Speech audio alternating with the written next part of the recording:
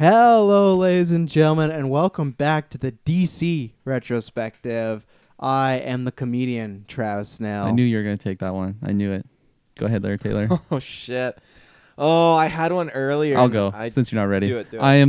I can't believe it's not Batman, Kirkland Patzer. I am the End is Nigh, Taylor Field.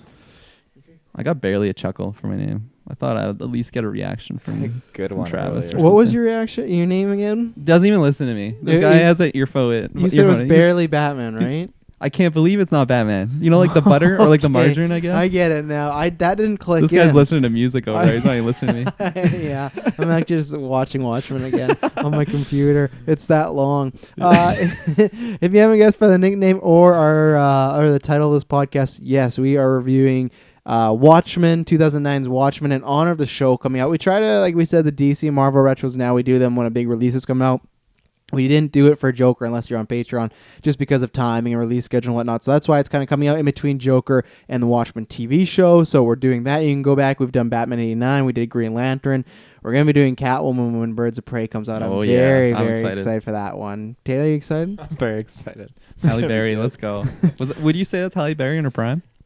It was, because Yeah. she won an Oscar and Razzie the same year. In what movie was it? Catwoman. For Catwoman. She won Worst Actress for Razzie. And then Monsters Ball, she won Best Actress. I didn't know Razzie was a thing. Yeah. I thought you meant like a movie called Razzie. She got an Oscar for it. Good for her.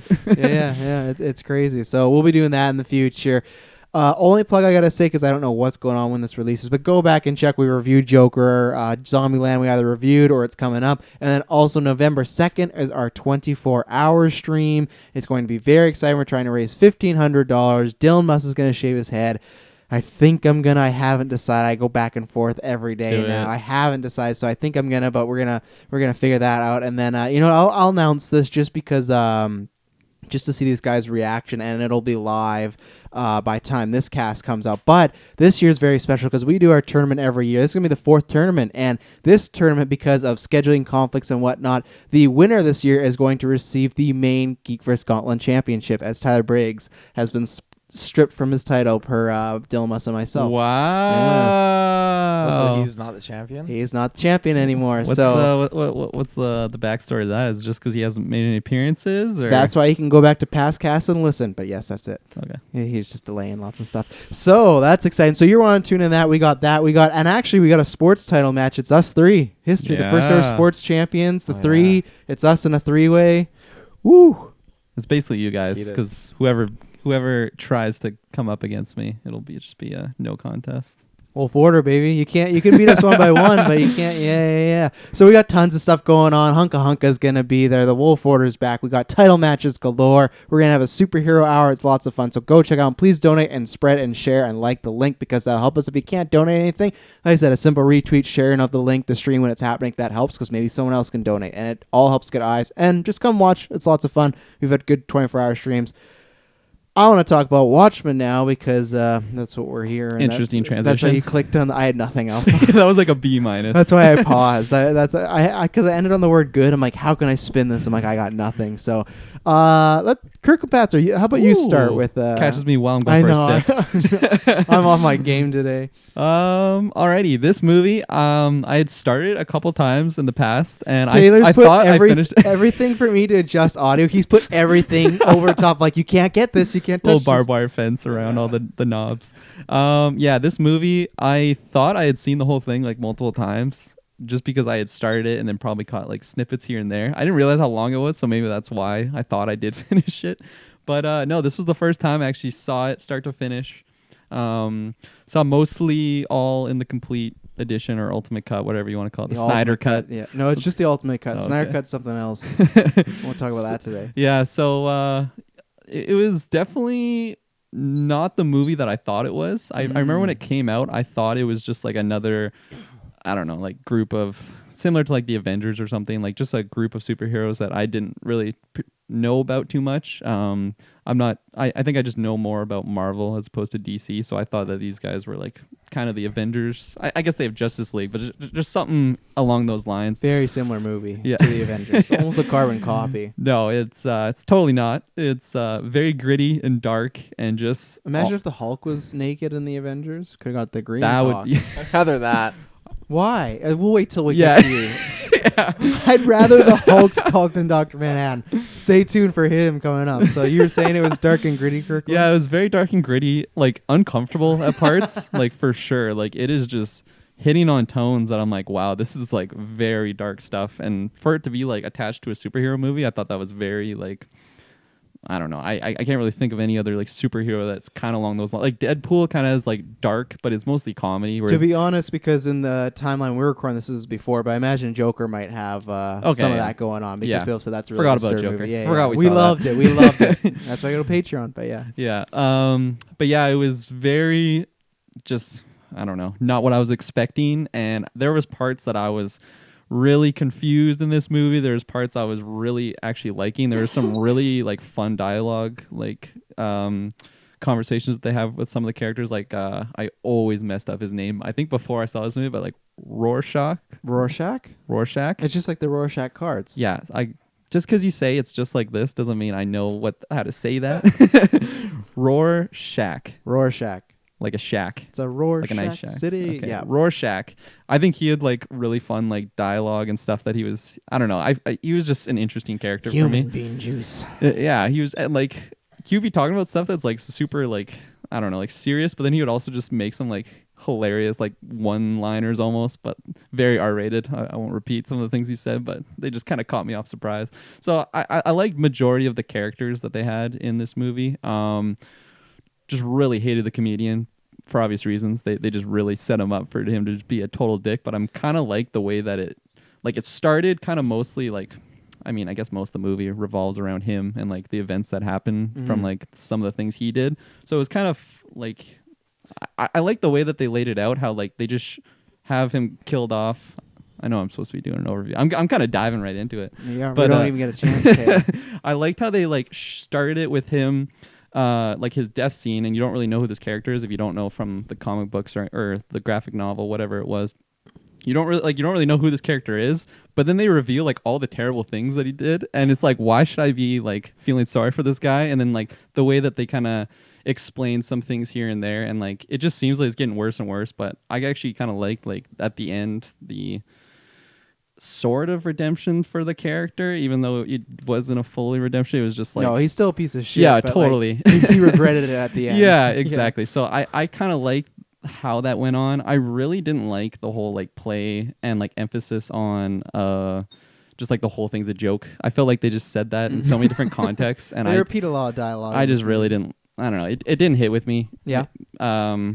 I should preface that like I started this movie one night and then finished it another night. So maybe if I saw it all in one sitting, maybe it would have sat better with me. But for some reason, I didn't like that whole play on the jokes. I just felt like it was really like overemphasized. It is 3.5 hours, you know. It is gotta space it out. Yeah, but overall, I thought it was very like unique movie. Me and Travis were talking off cast, but I felt like this movie would just done a lot better if it was released like now or even just like a few years ago, kind of like when Avengers was really big. Because I just felt like, I mean, we are kind of in like still like the glory era of like comic books, but I feel like this came out kind of at the beginning of that era, and it wasn't like superheroes everywhere, and this is just a totally different take. It was like, okay, here's some superhero movies, and then this is just a total like 180 from the stuff that we have been seeing. So I thought it was, especially like retrospectively looking at it after having all like the knowledge I have for the superhero movies that I've seen up to date, it was kind of cool and interesting in a way. But yeah, I have some issues into it. I know I'm kind of going fully in right now, but we'll talk about some more specifics. This is the biggest question I guess I would ask you, and I'm excited to see what you rate at the end. But do you like the movie? Honestly, it's hard to answer that because I did like it, but it was also one of those movies that it's not a feel good movie whatsoever. So I wouldn't want to just be like, oh, let's turn this on and just I don't know, like there's some, like we always bring up like Thor Ragnarok, like that's a movie you can just put on because it's just fun, right? And like it's just it'll make you laugh. And like this movie definitely has some comedic tones, but it's just so dark, and just a lot of the stuff that like the comedian does, it really just didn't sit well with me, and it was just kind of disturbing. But I think I did like it. I'll have to watch it like at least another 1 or 2 times. I don't know about the full 3.5 hour. It is a commitment. I didn't realize how long it was when I started. Yeah, it. there's 3 cuts. There's theatrical, which is 2.5. There's director's, which is 3 hours, and there's the ultimate cut, which is this, which is 3.5. Do you know like what was taken out, what was thrown in? The theatrical cut had a lot of stuff like whatever. It's spoilers. If you've not seen Watchmen or read the graphic novel, now's the time to tune 10 out. years. But and even longer for the graphic novel. Like the death of Hollis Mason is not in the theatrical cut. That's the biggest one. And there's just like a lot of little scenes. Sometimes there's like the back and forth between like the new and the Tales the Black Freighter not in there. Yeah, lots of the back and forth between the kid and oh god, what's their name? Because they had the same stupid name. Oh, and the kid's like whatever. It's no big deal. You just watched it today. What was it? It was like it started with a B. Yeah, Bernard. Yeah, that's my name too. So everyone's just so fucking cynical in this movie. Definitely a Zack Snyder film, but yeah, just kind of some back and forth like that. So a few little lines, but I think the biggest stuff is like the Hollis Mason stuff they took out. So yeah, it was. Yeah, I don't even know what I was just gonna say there. I feel like I was gonna answer a question, but yeah, it was overall. It's like I want to say I'd recommend it to like a hardcore like comic book fan just because it's so different from like. I mean, obviously there's people out there that have probably read like the graphic. That goes without saying. People have have read the graphic novel. So actually, I guess I could counter your question with another question. You could bore it. I own it. Would you say that a lot of or majority of like the people that's read the graphic novel really enjoyed this movie? I feel Watchmen is like it's always totally mixed. 50-50. I think it's 50-50. Yeah. Some people say they say that he did a good job honoring the source material, and then there's a big thing where I also feel that people feel he kind of missed the point, and the Zack Snyder thing, and maybe I'll go before you go because I'm kind of dipping overalls, is like he kind of likes it because it's just really dark and depressing, and that's a very Zack Snyder-esque. Like, we'll get into it, but at the end with Dr. Manhattan, when all that stuff goes down and they kill the people, in the end Dr. Manhattan's like, yeah, this could work.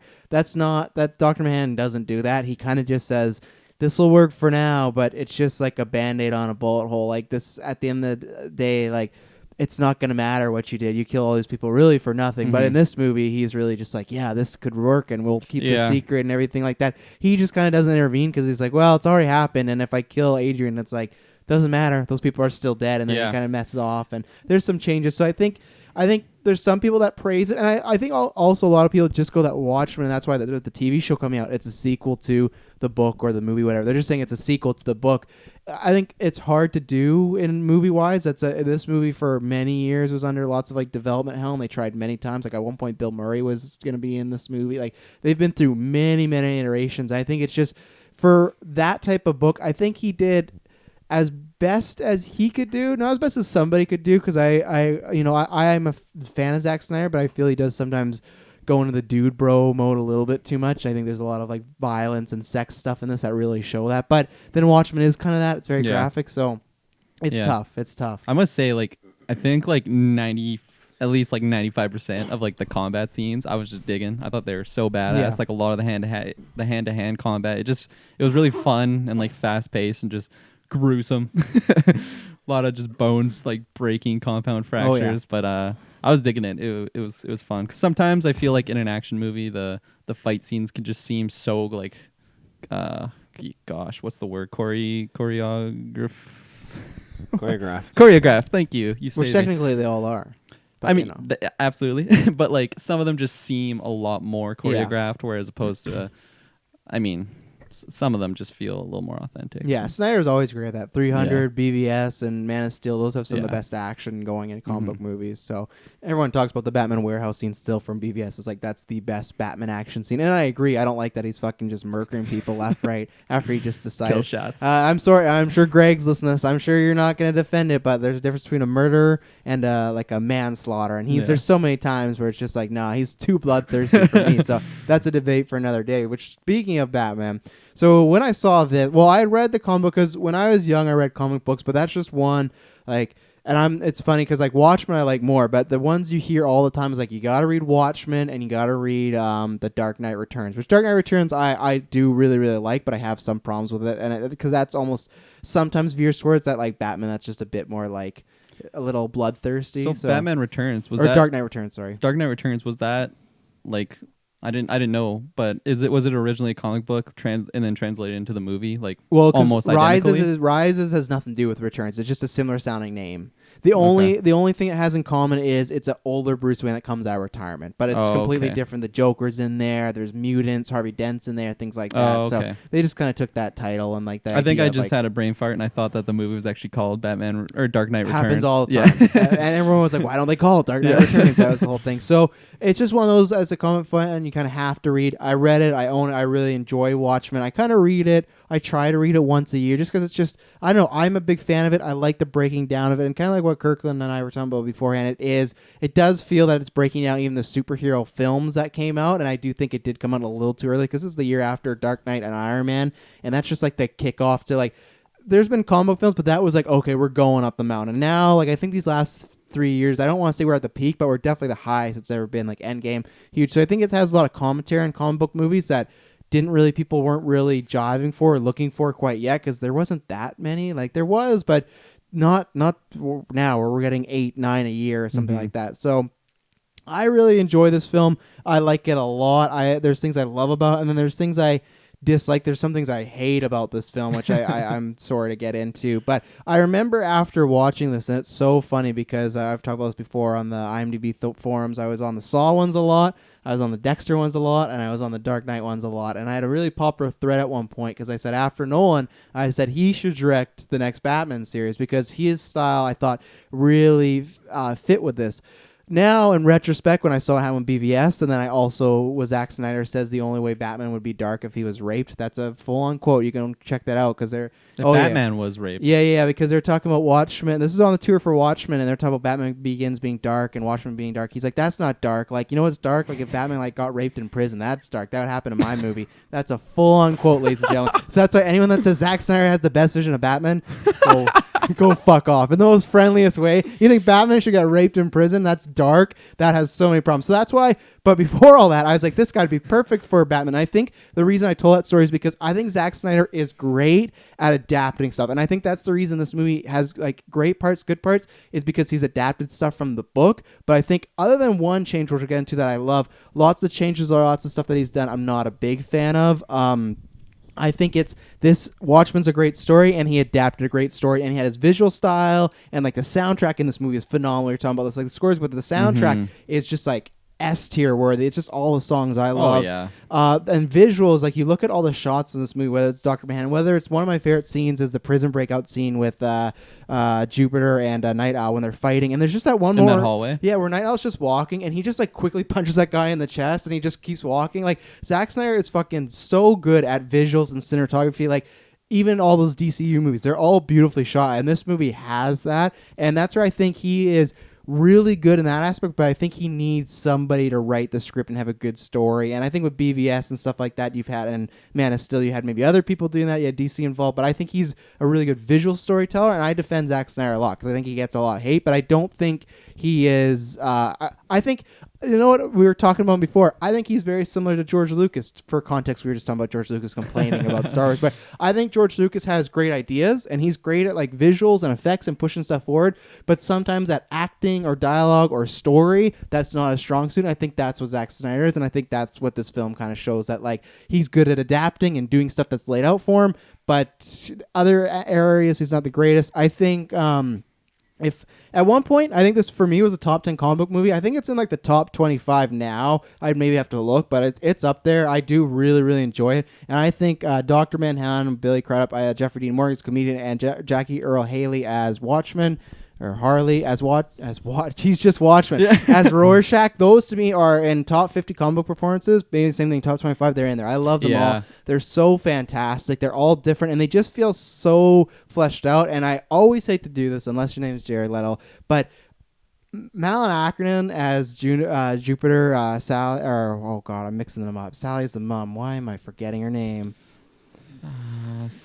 Lori. Something. Lori, yeah, it's Lori, yeah. So, she is not good in this movie, in my opinion. I think she's just very wooden. I think they needed a much stronger actress, and I think Patrick Wilson, who plays Nat Isle, I really like him as an actor. I just think he's miscast in this. I think he's doing good acting, but he doesn't portray this kind of old retired superhero, especially at one point when they take off in the Watchmen comic book. When they take off his shirt, he has a gut, he's out of shape, but in this point when he's standing naked, like, he's fucking still ripped and everything. And that's where I think that's kind of like the Zack Snyder aesthetic. Like, no, he's not gonna be out of shape, he's gonna have a six-pack and like look at his muscly ass, it's like, okay, I got it. So I think there's some great stuff, there's some good stuff, there's some bad stuff, and I'm excited to talk about it.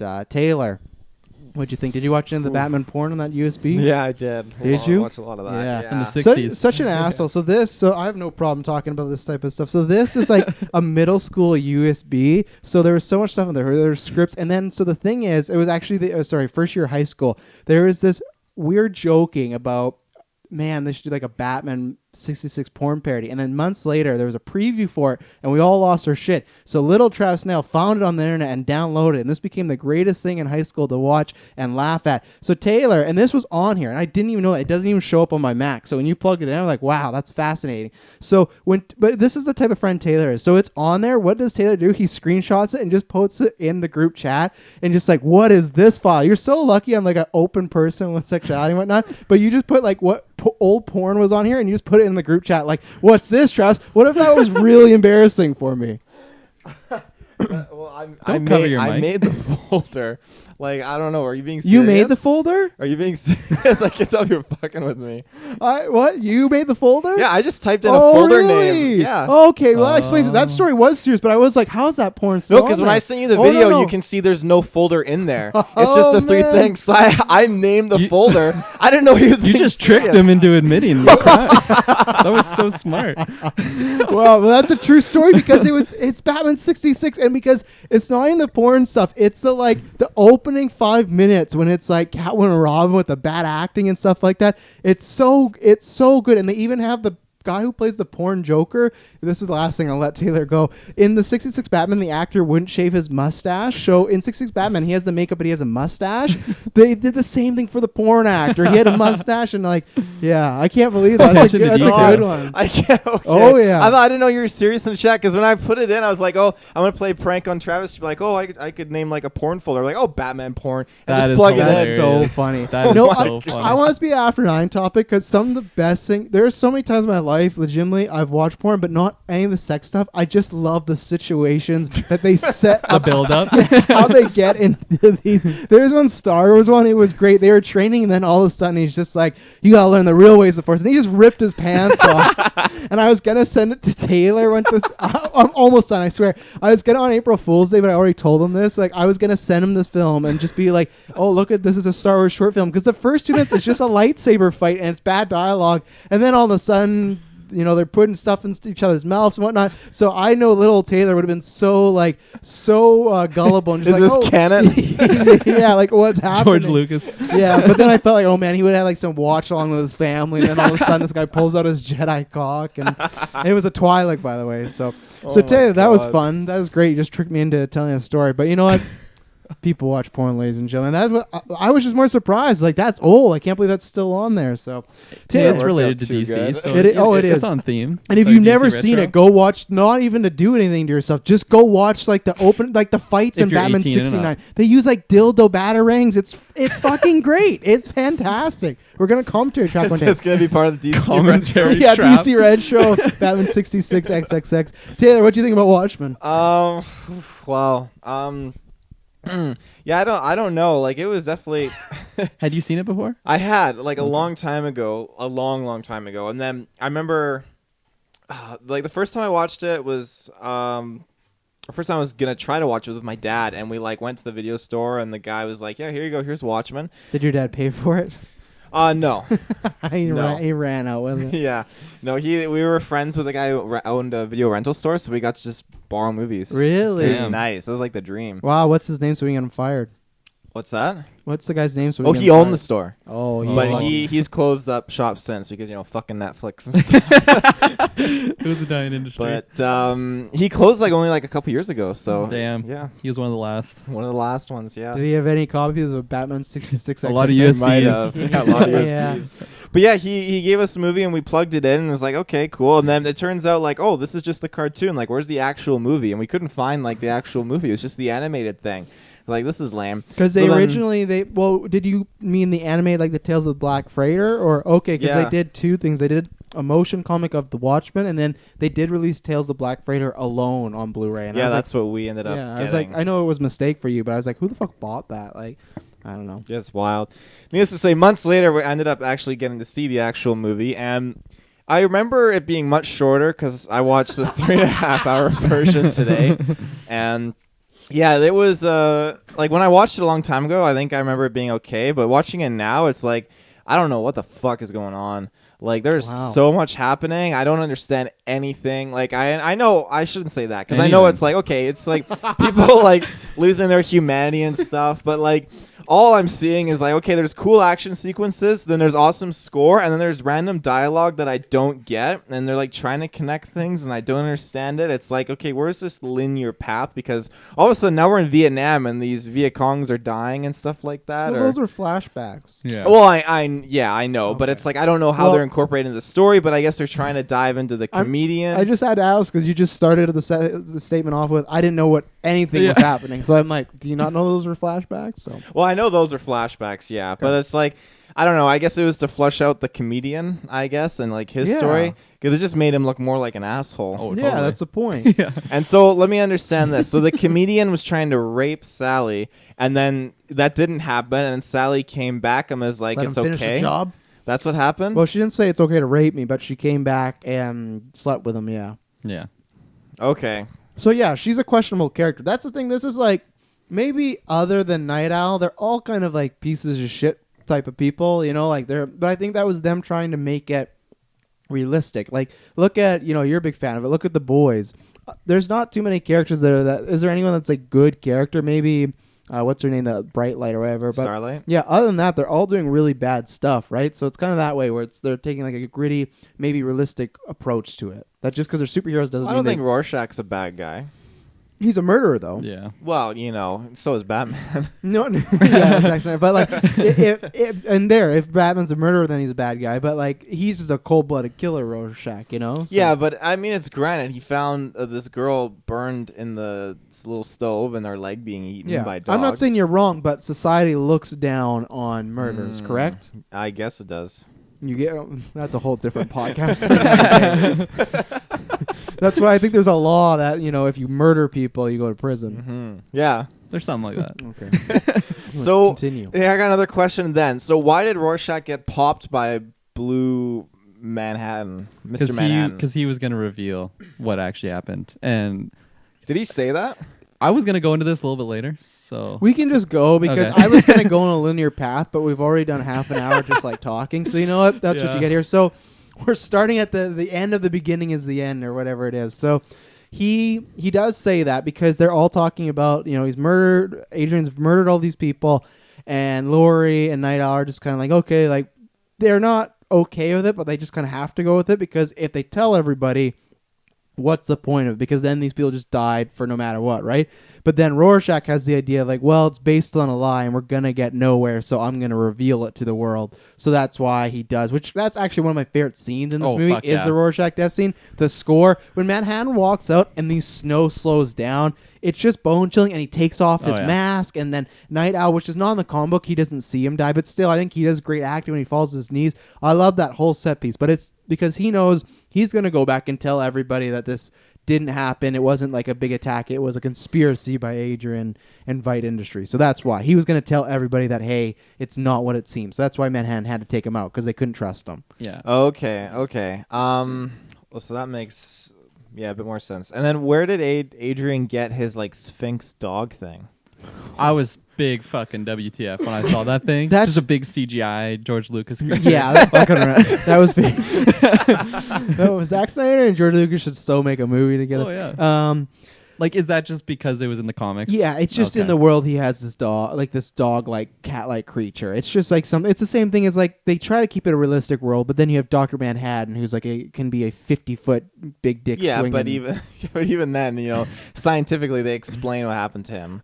I agree. They don't explain in the comic books. So I can't give you that one. I didn't think that was gonna be one of the questions in this, but okay. And why did Mr. Manhattan like go to Mars and build a giant doctor? Dr. Manhattan? He's the greed. Why did he go and build PhD. a clock? PhD Out of glass. Why did he go and build a clock out of glass and let Lori break it? And well, I think she was just. I love your questions. They're very different than I was expecting. He went to Mars, and he's just making that because in his world, he's just making a place where he can live that he likes. Right? She gets mad. She breaks it. He can easily just make it again. So he's just letting her take out her frustrations. That's something, if I remember. I think it is in the graphic novel, but it's not as I think kind of epic or big as like that. It's more about her being emotionally distraught. But he can just kind of create anything, right? So it's two shits to him if she destroys this thing. that's where I remember the first time watching this, and now even then now like I watching feel like it, you have it's a big problem with Dr. Manhattan. No, Blue Manhattan's okay with me. Blue Manhattan. But, like, he's just, I didn't understand why he just bailed on Earth. And now I understand, obviously, it's because, like, oh, you're going to tell me that you slept with the other guy. And then she's like, yeah, I slept with the other guy. And he's like, what? And I'm like, what the fuck? He did not yell. He just said, you slept with he Dan. panicked. He didn't panic. He did not panic. He says it in the most cool, calm, collected way. You slept with Dan? Like, that's all he does because he has no emotion. Yeah. The only time he gets mad is at that, leave me alone at the news thing. Well, I get there was that, and I don't understand. I do understand. He was cheated on, so he bailed on Earth, and then he was just chilling on Mars. And for some reason, I think the first time I watched this, I actually thought he was responsible for blowing up all these cities. And again, he chose to do it. He chose to do it. I thought Adrian was just like a side guy that was just like bad, and I didn't think like he actually orchestrated this whole thing. And then I don't know. Blue Manhattan was all over the place, and I just wasn't sure what was going on with him. So before we get more of your questions, finish your overall if you like it or not, and then we'll just go back and forth with questions and answers and whatnot. I like this movie. I really like the score or the soundtrack. I like the I think the score is good scenes. Too. Yeah, the score was pretty good. Everything music related with this was really like good, and it was on point. Except for one, I think we'll talk about. There's a certain maybe sex scene I think is a little sex scene. The action scenes, the flamethrower. Yeah. Hallelujah. I love that song actually. I'm never gonna look at that song the same way again, though. I haven't since then because once again, this cast is all over. But so when I saw that in the movie, I remember when I was watching that with my dad. One, I was still in the age where it's like, this is kind of awkward, like I like watching my Batman porn alone, but. The thing is, so this is happening, and the entire theater, when that song hits, just starts to like giggle, and I just remember sitting here like, bad song choice, Zack Snyder, and it's just like, and then anytime like, and I love my uncle, he inspires me every day, but he passed away a few years ago, and my dad and his fiance sang that at his funeral, and at first I didn't think about that, but then I thought, that fucking Watchmen sex scene. Like anytime he'll hallelujah, it comes back into my mind. It's such because the scene is so long. Yeah. The sex scene is so long and it's rigorous and it's like many positions as graphic as it can be. Yeah, many positions that don't make sense. When she's on top at one point, like unless he has mega dick, like he has Dr. It's like a room scene, unless he has Dr. Manhattan slinging, but we'll get into that. Yeah, I feel very uncomfortable at times when those kind of scenes pop on and with my mom or my dad. It's like, like I can do it with like my significant other, my friends, but when I got like my dad here, it's like, it's like that awkward silence. And I know this happened like when it always happens in these movies. And Watchmen was one of those movies. I was watching with my dad, and it's just like, oh, this is happening. And I'm like 13-year-old or 14-year-old Taylor just watching this movie, and like. I feel like now at this age I'm fine, but I feel like I don't know when that came out, 2009. 2009. So that was 10 years ago. So what? I was only 8 years old. No, but I was a lot younger, still in school, going through puberty. I think that's when those are awkward. Now, I've had kids. It's like, these people are fucking in this movie. That's what it is. But back then, definitely, you don't want to be watching any sex scene with your parents. What if, okay, let's say your kid is now like 14. You're watching this with your kid. Would you feel uncomfortable? Yes. Okay. Because it's my kid. So I can imagine my dad probably felt a little uncomfortable. I'm so glad I have daughters that are the age of 2 and a month old, and Taylor's already posing these questions that I have to think about. Great. What's it going to be like when you watch sex scene with your kids, Travis? I know I'm not great. I'm not. We're not watching Watchmen. I'll tell you that. No, you're Batman. Flash. 66. Well, thank goodness now you've revealed it's not on there. So pretty impressive though. 64 gigs, 64 gigs. Yeah. That must have been expensive back in the day. Yeah, it was. 64. So you like it, and would you recommend it at all? I could probably watch this movie once every 10 years.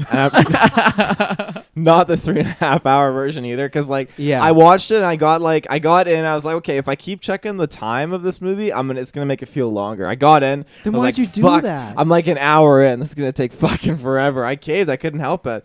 And then every time I was like, because I was taking pictures of the stuff and posting it in the chat. Dr. Manhattan's dick and the sex scenes. Very strange. No, I posted 2 pictures of the sex scene. It wasn't the sex scene. It was when he couldn't get it up. It was his facial That's still a expressions. sex His scene. faces were hilarious, by the way. Oh, hell. That's still a sex scene. She's undressing. He's taking his stuff out. That's still a sex scene. An unsuccessful sex scene, but a sex scene nonetheless. I was kind of chuckling at that because, I don't know. Like, I feel like any guy in that scenario, I don't know. Unless you got, problems, I feel like it would happen, he would be happy. But, she was just like, maybe we're just going too fast. I was like, oh, poor Night Owl. I think the idea is he's just kind of stressed out about the whole situation, and he's kind of I don't think they do the greatest job with Dan and his characterization in this movie, because he just kind of seems like he's over being a superhero, but then one night he's just like, fuck it, let's get the suit on. Yeah. And I think in the graphic novel they kind of make it like he's haunted by Night Owl, not like it's after him, but just like this is what he has to be and he can't escape it and everything like that, and he's just not happy in his life. But I think in this movie they don't really do a good job of that. He's just kind of like I won't say boring, but kind of bland character sometimes. I will say one thing I really liked was when they rescued Rorschach, and Rorschach's like, I didn't know it just needed you needed a nice pair of legs to get you back out there. I just thought, wow, Rorschach, you fucking asshole. I love it. Okay.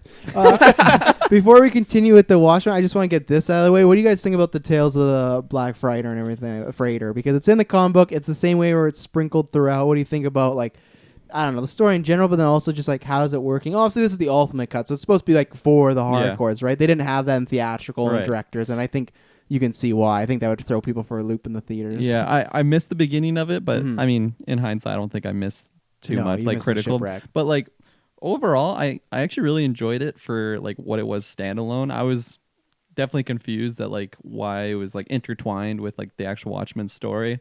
Obviously, that's just me not having too much knowledge on the graphic novel, and just those hardcore fans probably loved it when they saw it in there. But I really liked it. It was just a really I don't know. I like psychological stories, and that was very much that, where it was just a guy thinking that something's going on, but it's just his mind's just going crazy. Especially when he starts talking to his dead. I forget the one-eyed guy. Isn't it Willie?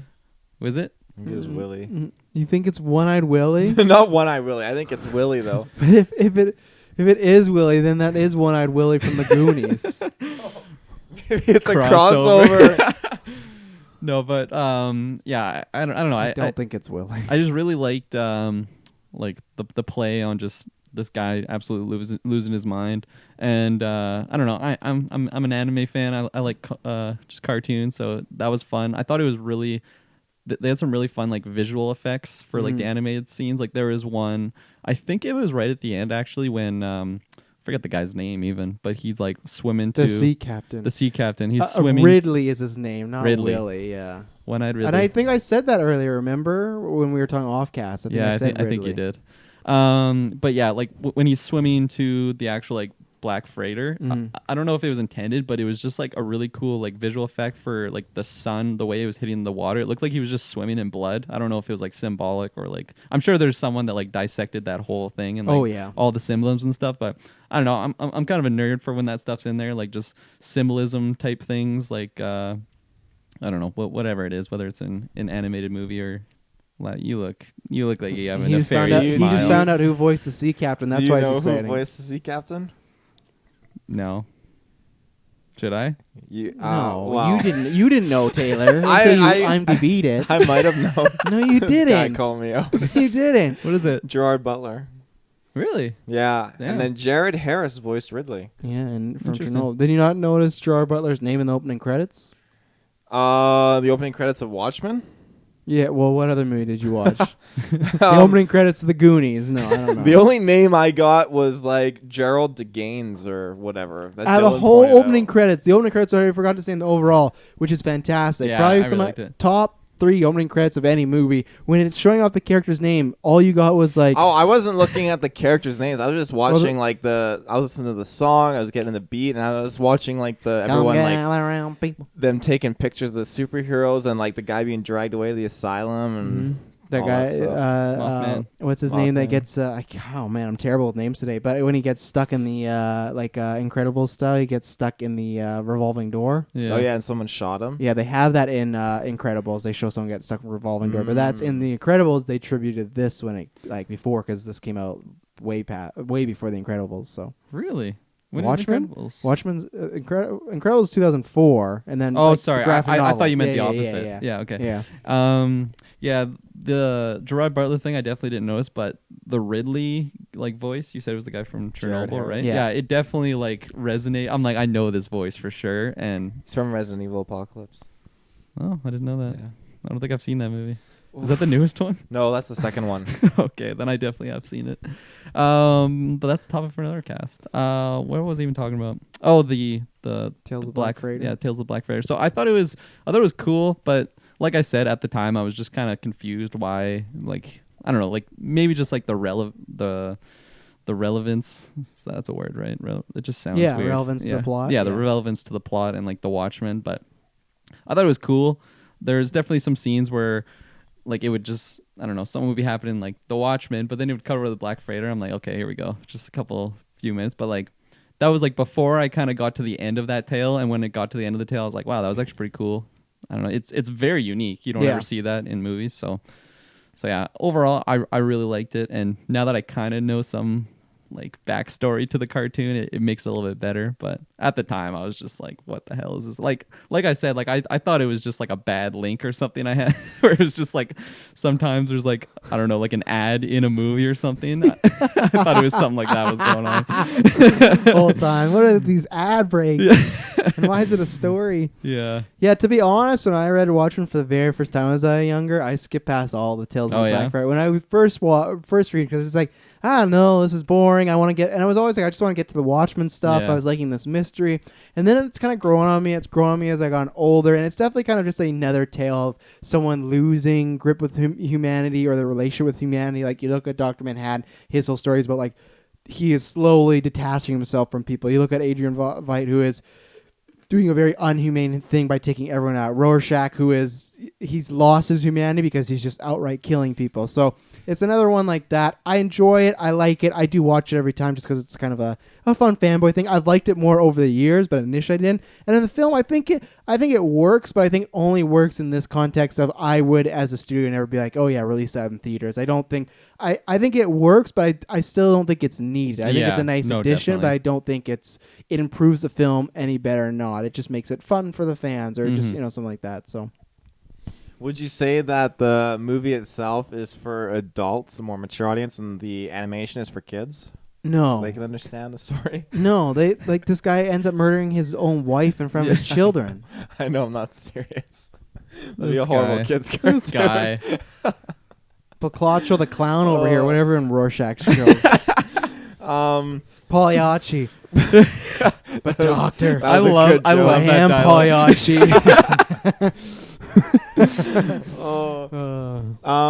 Yeah, the cartoon, like, to be honest, I didn't need to watch it. You said last night when I was picking up this movie, like, yeah, you can skip over chunks or something. It was very brief, our interaction. I was like, I don't know what the fuck I'm skipping. I said that because Taylor like picked up this movie at like 9 p.m. and I forgot he's not in school, but I'm like, he's not gonna finish this before the fucking review. So I'm like, if you have to skip the cartoons, and we can fill you in later. But You didn't say cartoons. You said skip some parts or something, and I was like, okay, no, I don't know what parts to skip. keep talking. He's pulling up the transcript. Well, this is vocal, voice to voice. But yeah, No, I did not talk to you voice to voice. Yeah, you said hello and we talked and I was at the door because I opened up your door, or you opened up your door and you had. All right. No, All Taylor just sent me 5 photos of naked Dr. Manhattan. Oh, but yeah. Anyways, I didn't know what parts to skip, so I watched the whole fucking thing, and this cartoon was in there, and I didn't understand or build any connection with the boy. I kind of built the connection with the guy selling the newspapers because Rorschach was awkwardly standing next to Bernard, the old Bernard. Young Bernard. Yeah, young Bernard was just reading, and then he got picked on by these thugs, and I was like, is someone going to come save him? No, he's just sitting here reading his comic before school. I don't know. You going to say something? I was going to. I didn't want to cut you off, but since you cut yourself off anyway, I wanted to throw it. I can tell you parts to skip, though. There's a cartoon in it. You could skip that. Fuck off. Wow. He probably just texted you just now. Your phone just Yeah, just the messages now. I was gonna say, I don't know if this was like intended in there or if it was just like me kind of just looking for things to find, but it was I thought it was kind of fun how the superheroes breaking Rorschach out of prison. I liked how it indirectly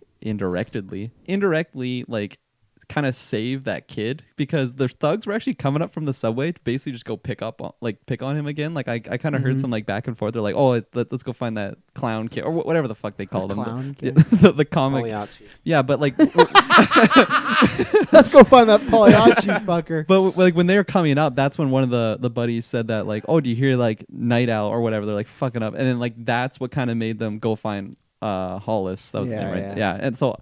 I don't know if that was intended, but like I actually like found some appreciation for that, because the superheroes breaking their buddy out of jail like just kind of saved that kid, right, from dealing with those thugs. So that's a good shout out. Yeah, I respect. I'm sorry that. for cutting you off. No, that's okay. It's okay. You were cut off. So. Yeah. I will say that I don't understand, like, these thugs think they're so cool and top dog because like Night Owl is beating out their friend, so they're gonna go fight and beat up like an old guy who was Night Owl. That does it, you know? No. They thought it was him, right? They thought that because they think that's Night Owl because he's retired and he revealed his identity. Dan's identity is not out there, so the only Night Owl they know is Hollis Mason. Yeah. So they thought, oh, Night Owl broke out Rorschach. Oh, hey, he messed up my brother a few months ago. So that's how they kill him. Okay, because I thought there's lots you're missing in this movie. These thugs. Too busy taking pictures of dicks. Yeah, look at this. He can't get his dick up. I'm Pagliacci. All I could interpret from that scene was like they're talking like, yeah, Night Owl just beat up my brother in prison. Let's go beat up this old fucker. That's not the story. And I'm like, wow, okay, like this is. But so even then, irrelevant. wouldn't it still? Even if that was a story, wouldn't that still send a message of like, hey, you broke that guy. We're gonna fuck with your friend. Like, but they didn't know that Dan knew who this guy was. They're just beating up an old guy. Yeah, I and guess then Dan you were went watching a very fucking different AWOL. movie. Yeah. I like that jail scene a lot. There were a few cool things. I liked when Rorschach was like, I'm not locked in here with you. You're locked in here love with that me. line. That's so good. Everything with him in prison is fantastic. I like probably 95% of all of his dialogue in this movie, and he just has such like a menacing voice. And I remember because, like I said, this is like the first actual time that I've seen this movie. I remember like seeing like the homeless dude or something. I'm like, that's totally gonna be Rorschach or something. And and his eye. He was just such an like. No shitting on that actor or whatever, but he just had such like an interesting look too. Like it's totally not what I was expecting Rorschach to look. And quickly, one other thing, when I saw that actor like totally like redhead, it must be that's what he looks like. I was totally just getting like Cletus Cassidy vibes. I'm man, he would like that look. I don't know if Cletus Cassidy's like. I don't know, that's small or like... I don't care. It'd be better than what Woody Harrelson that's going on in that Venom post-credit scene. He just looked like... I just instantly like, man, I wish this guy was actually Cletus Cassidy. He's been fan cast a lot. He actually, which always just upsets me, he played Freddy Krueger in the remake. And he was like he was a good Freddy, but the movie's just not that great, so they didn't really let him. But like it's tough for me. He's really good, but it's a bad movie. But he was. I remember when they announced it because that remake was 2 years after this, and they announced like that's perfect casting. And then they just kind of screwed it up because the movie is awful, the remake. But he hasn't appeared much else. He was a huge child actor. I don't know if you've ever seen the original Bad News Bears. Oh yeah, he was in that, and that's how he kind of got famous. And he's kind of been in other stuff. He's in Shutter Island. He plays like that one of the creepy prisoners that like talks to Leo while he's bald. Yeah, so he's always just like this character actor. And I wish he would be in more. You know, I want to see him in like another DC or like a Marvel. Like I know he's not gonna be fucking Wolverine, but just something. You know, like I'm a fan of that actor. Yeah. He's just, like, no, me too. It's the same thing as like we're gonna do at one point V for Vendetta to have a presence and act like that. You don't see his face when he's Rorschach, but you can feel his presence and he's intimidating. His dialogue, and that's tough to do with even with Batman and other things. Like even with Iron Man, you got the face inside. Batman, you got eyes. With this, you got nothing. It's just that white mask with the Rorschach's going on. So he does such a good job, and there's a reason he gets praised the most for this movie, and it is like I could just watch him. I could watch a 10-episode show of him just beating up criminals. You know? It's great. Just like Rorschach's journals. I would totally watch like a series about that. 100%. HBO Max. We should get that going. Let's do it. And that's why I'm excited to see, because in the TV show they have like. What happened is there's going to be a bunch of Rorschachs because there's like a cult of Rorschachs. So I think that could kind of be fun. It could be bad too, but who knows? Right. Yeah. I just wanted to quickly mention, because in my overall I forgot to shout out like the key characters that I really just loved. Rorschach for sure. I thought that was just like pitch perfect casting for that character. I mean, I don't know what he was like in the comics, so maybe it isn't perfect. But everyone for me, says it's perfect. Okay, perfect. Yeah. And like Billy Crudup as Manhattan. Mr. Manhattan. Mr. Manhattan. I absolutely loved him as that character. It was I couldn't tell. I obviously I saw his name like in like the little intro, like cat, whatever you'd call it, the opening credits. Thank you. Common term. But I thought he was so good. He was just so good at playing that emotionless role, and he just has like such like a soft voice. His cadence. He should do some ASMR. Yeah, totally. Yeah. Yeah, no, These I loved him. On Earth, I'm tired of them. Jeffrey D. Morgan, man. He's such so a fucking good. Yeah, comedian. he's just such a piece of shit. Oh, he's so good at that. But he's so like charismatic when he's doing it, when he's just joking around. That's some of I love the pros and stuff, and then the next thing is all the comedian flashbacks, because he's such an interesting character, but they just have such fun set pieces, like when him and Dan are dealing with the riots and everything like that, and they throw the cannon in his face. He's like, "That's it, fuckers!" Like he gets down and he's just shooting punches the woman in the face. That's he's just shooting. But that's the thing. It sucks, but it's supposed to, because like that's just such a fun kind of like video gamey scene. But then the scene beforehand, like he guns down this pregnant woman, and you're just like. Oh, like you want to like him so bad. And that's why I think that's the thing with Sally is it's the same way. Like he's a terrible guy, but he's so charismatic, and clearly there was some sort of relationship or connection there. So it's like he's an awful guy, but you kind of love him, but you go, like I don't want to love him because he's terrible. Like another scene I really wanted to shout out, because like throughout it was so interesting, like the transition of this movie, how I just absolutely like hated the comedian 100%. I had no like bright spot in my heart for that character whatsoever, but like right at the end, especially when Sally's kind of like having that like one-on-one with Laurie and kind of just talking about the comedian, like why, or like Laurie basically from her perspective, it's like, why don't you hate that guy as much as you do? It's like because he gave me you. And it was just like, holy man. And then like looking back on the scene when when he meets Laurie. Yeah, when he meets Laurie. The first time it's just two superhero meetings, but then when you find out, it's so good, and you can see like so good. He is like he's probably still like a shitty guy comedian, but he's like probably regressive, and he's trying so hard to make some sort of connection, but then Sally, for good reason, won't let him. So and like the way that everyone's justified in that scene, and like when he's kind of like brushing her cheek, like commenting on the mole or whatever. I'm like, this guy's such a fucking pig. Like Jesus, I thought he wanted to sleep with her. No, he was just totally that's what I thought at first. I think that's what they portrayed as. But then he's kind of like realizing that like. This is my daughter. Yeah, exactly. And like when they like show that again, I was like, man, like they did such a good job with. Like I said before, like I don't know if you could call it a full redemption story because he did a lot of shitty things, but no, he kind of explaining. Yeah, I don't. Okay, it's tough, right? Because we always talked about like Vader's redemption, like where he throws the Emperor, and we're all like, he's redeemed, but really, like, no, he killed millions of people. He killed kids. It's like it is redeemed, but it's like he at least realizes he goes back. Even like when he ends up on Malik's bed, he's just a mess. He's just depressed of a guy, and it's always fun that I love in this thing that. He's the guy, he finds out what they're planning on doing, and he's against that. And you would think the comedian probably wouldn't be against that, but he is for some reason, just because maybe he's had a change of heart, or he hears that and go, that can happen. And even if you look at Rorschach at the beginning of the movie when he's talking about, like, all the filth was going to come up and drown, like, the politicians and all these rich scumbags, and they're going to yell out for help, and I'm going to whisper no. But then at the end, he is trying to help them because he's like, we can't just... You would think he'd be the guy who's like, yeah, fuck these people. Like, we got to kill... And obviously, there's some innocent people, but you would think he might be the guy like, this is a necessary measure, a necessary evil. But at the end of the day, him and comedian are the two like, no, we can't do this. But then the other ones that are like Laurie and Dan, the guys that should be, no, we can't do this, are kind of like, we kind of have to. So it's like, that's what I mean. They've all done questionable stuff, and they're all pretty much fleshed out. Like I said, I think Dan and Laurie they're in this movie a lot. I just feel like we still don't learn about a lot of them, which is funny for a 3.5 hour movie. But Taylor, we threw a lot out there. Anything you want to comment on? I was gonna say, don't interrupt. There was that one scene where it was like a flashback for Rorschach, and he was like looking at his mom like sleeping with some guy, and his mom slaps him, and is like, "I should have got that abortion." It's like, whoa, that is like wild to say to your kid, you know? She was probably not the best mom. No, she definitely wasn't. She's just like, close the door, and he just stands there and knows that she's going to sleep with this random guy. She raised a kid who would just go around like biting people's ears and cheeks off, which was brutal and everything that was like really awkward. Oh, yeah, awkward's one thing, yeah. But yeah, no, I like Rorschach. I thought he's like an awesome character. I hate that he died, but I do enjoy that, again, that prison scene where he like...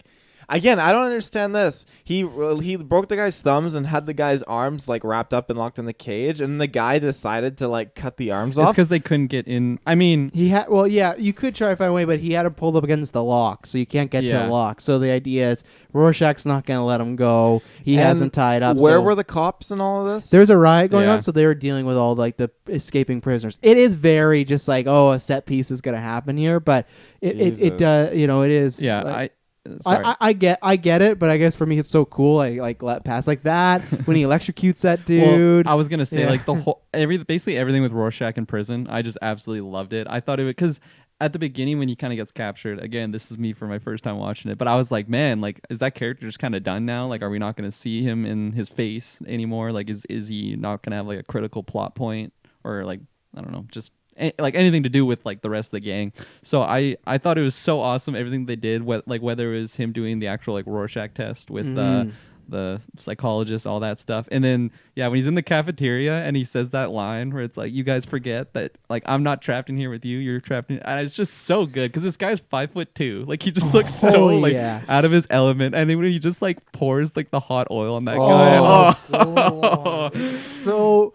And just shout outs to that actor, whoever that extra 2 minutes actor, that scream that he lets out is horrifying because that's the scream you hear because it's just like, oil grease, it's just going to keep burning. It's like, it's just like, it's just awful. But that's the thing with Rorschach, like he'll just kill you in the worst way. It's like we don't even know what he does to the little person guy. Like it's just like all you see is like the door. And I love that shot of like he keeps walking, the door swinging back and forth, and he's getting closer and closer, and then you just hear a flush with the toilet, and blood just comes out. And you just leave it up to your imagination, like what happened, and just it shows that he is just such a resilient, will do anything. And just I can't remember the exact line, but just when he's like he kills the one guy with the. When he gets his arm cut off and the other guy's electrocuting, he's just like 2 up. Like he's just like counting the guys and everything like that. Yeah, it's great so stuff. Good. Yeah. I don't know why I had this thought in my mind. Maybe it was just gonna big wild card out there. But for some reason I thought like when he flushed the toilet, I thought he just gave the guy like a what's it called when you like lift them up in the toilet?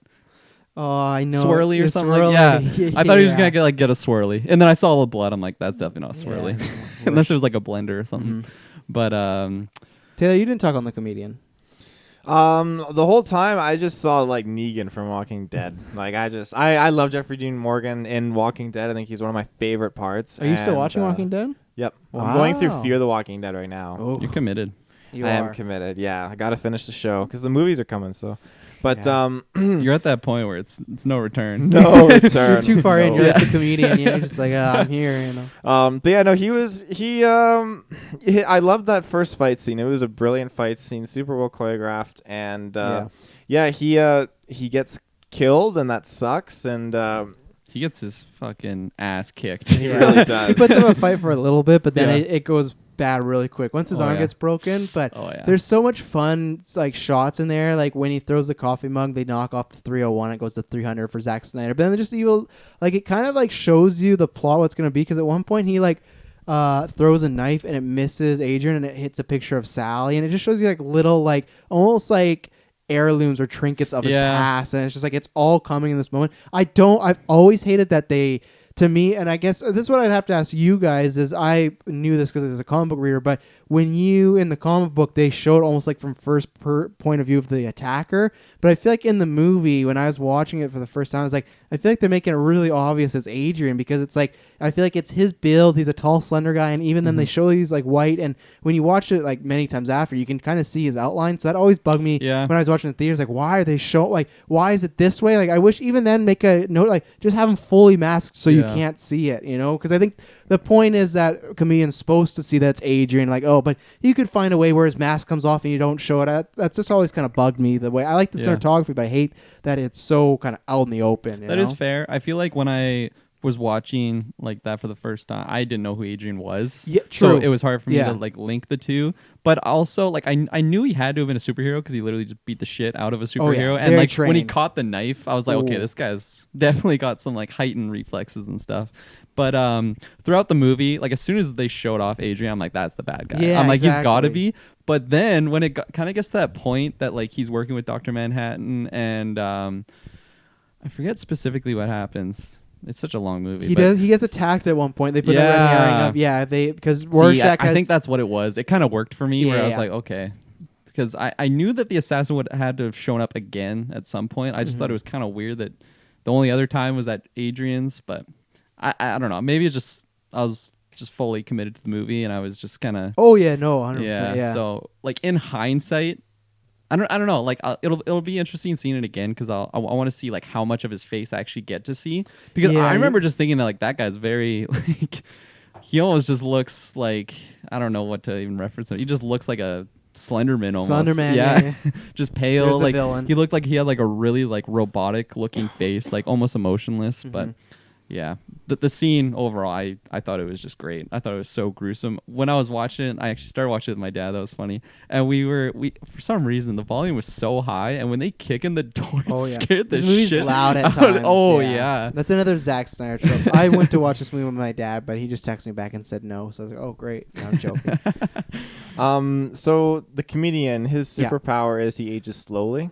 No, he doesn't have a superpower. They're all Batman basically, right? Because- Yeah, other than They got Manhattan, gadgets. right? Because he didn't look like he aged, but they said like he's still in tremendous shape. So I figured like, okay, I thought they were actual superpowers, except for No. like Night Owl and Lori. But That's the Zack Snyder part that comes in because at one point, like in the end fight, Adrian just like fucking like leaps across the entire room, and you're just Well, he like, catches a bullet. but that to me, that's kind of like you never know with armor and quick. But at one moment, like he literally is on a platform and he jumps like all the way to the other side of the room, and you're like, you can't do that. So that's just like Zack Snyder stuff. They're supposed to just be like very well trained humans, like Colonel said, Okay. like Batman's, except for Manhattan. You know, Well, they're all Batman-esque. I'm glad you brought that up though because I remember thinking that they were basically all Batman. You know, no actual superpowers, just like they got gadgets and like heightened. The peak of human Yeah, condition. yeah, Yeah, exactly. No fat, smart. but then it posed questions because for some reason I thought the comedian was like, and then again I thought this movie was like later on. I didn't know it was like in the 80s till like I feel like an hour in or something. Wow. So then that kind of made sense because I thought the comedian was just really old. And for when they showed his tombstone, for some reason I thought like his birth date was like 1918. Is that actually what it is? that's it what they could- said. Yeah, Yeah, it could be, 1918. Because because lived. then he's supposed to be in his 60s, 70s in this. So Yeah, but he's still he still looks super young, and he was still a superhero throughout Well, like both teams. that's the thing that one, they did some old age makeup, so it's just like he's still gonna look same thing as like Sally. Like they use old age makeup, so they're still gonna look a little younger. But I think the idea is when he was on the original Minutemen. when he's on the Minutemen, he's supposed to be maybe like 18, 20, like that type of age, and then when he is in the other Minutemen, like the rebrand, he's like 40s, and now he's like 60s, 70s. So I think it's because the actors like they tried, and that's been a thing of some people saying like maybe you shouldn't have went that route because with Hollis Mason they don't do that. Yeah. They got a young actor play Night Owl, but because these people are Jeffrey Dean Morgan's a name, and I get the complaints, but I'm happy because I wouldn't have liked if it wasn't Jeffrey Dean Morgan. I think he's so good in that role, especially when he is playing the terrible piece of shit guy in Vietnam. I think he could do that well. So that's why I get people's complaints about the makeup, but he is supposed to be like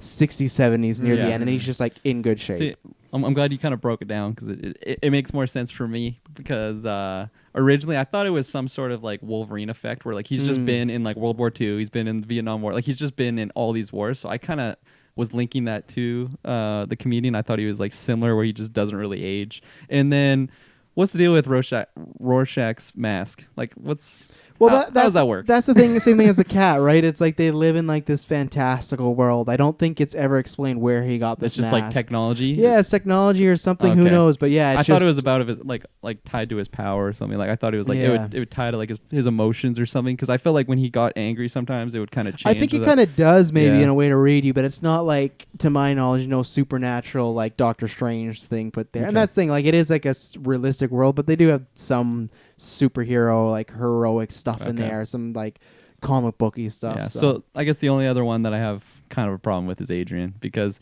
like they do talk about that, like he's so fast that like he can actually like outrun a bullet or something, or like Catch a bullet. He can catch a bullet, Yeah. right? And then of course he does that at the end, which okay, I'll give it to them. You know, You're it's such a DC dick. world. Oh, I hate And that then one. actually that scene when like the assassin comes in, so gruesome when he shoots like the woman's Oh, shin out, yeah. and then the hand, The and then the hand. guy through the glasses. I'm like, geez, that assassin is not good. Like the first shot is like at the girl's shin. I don't know. Yeah.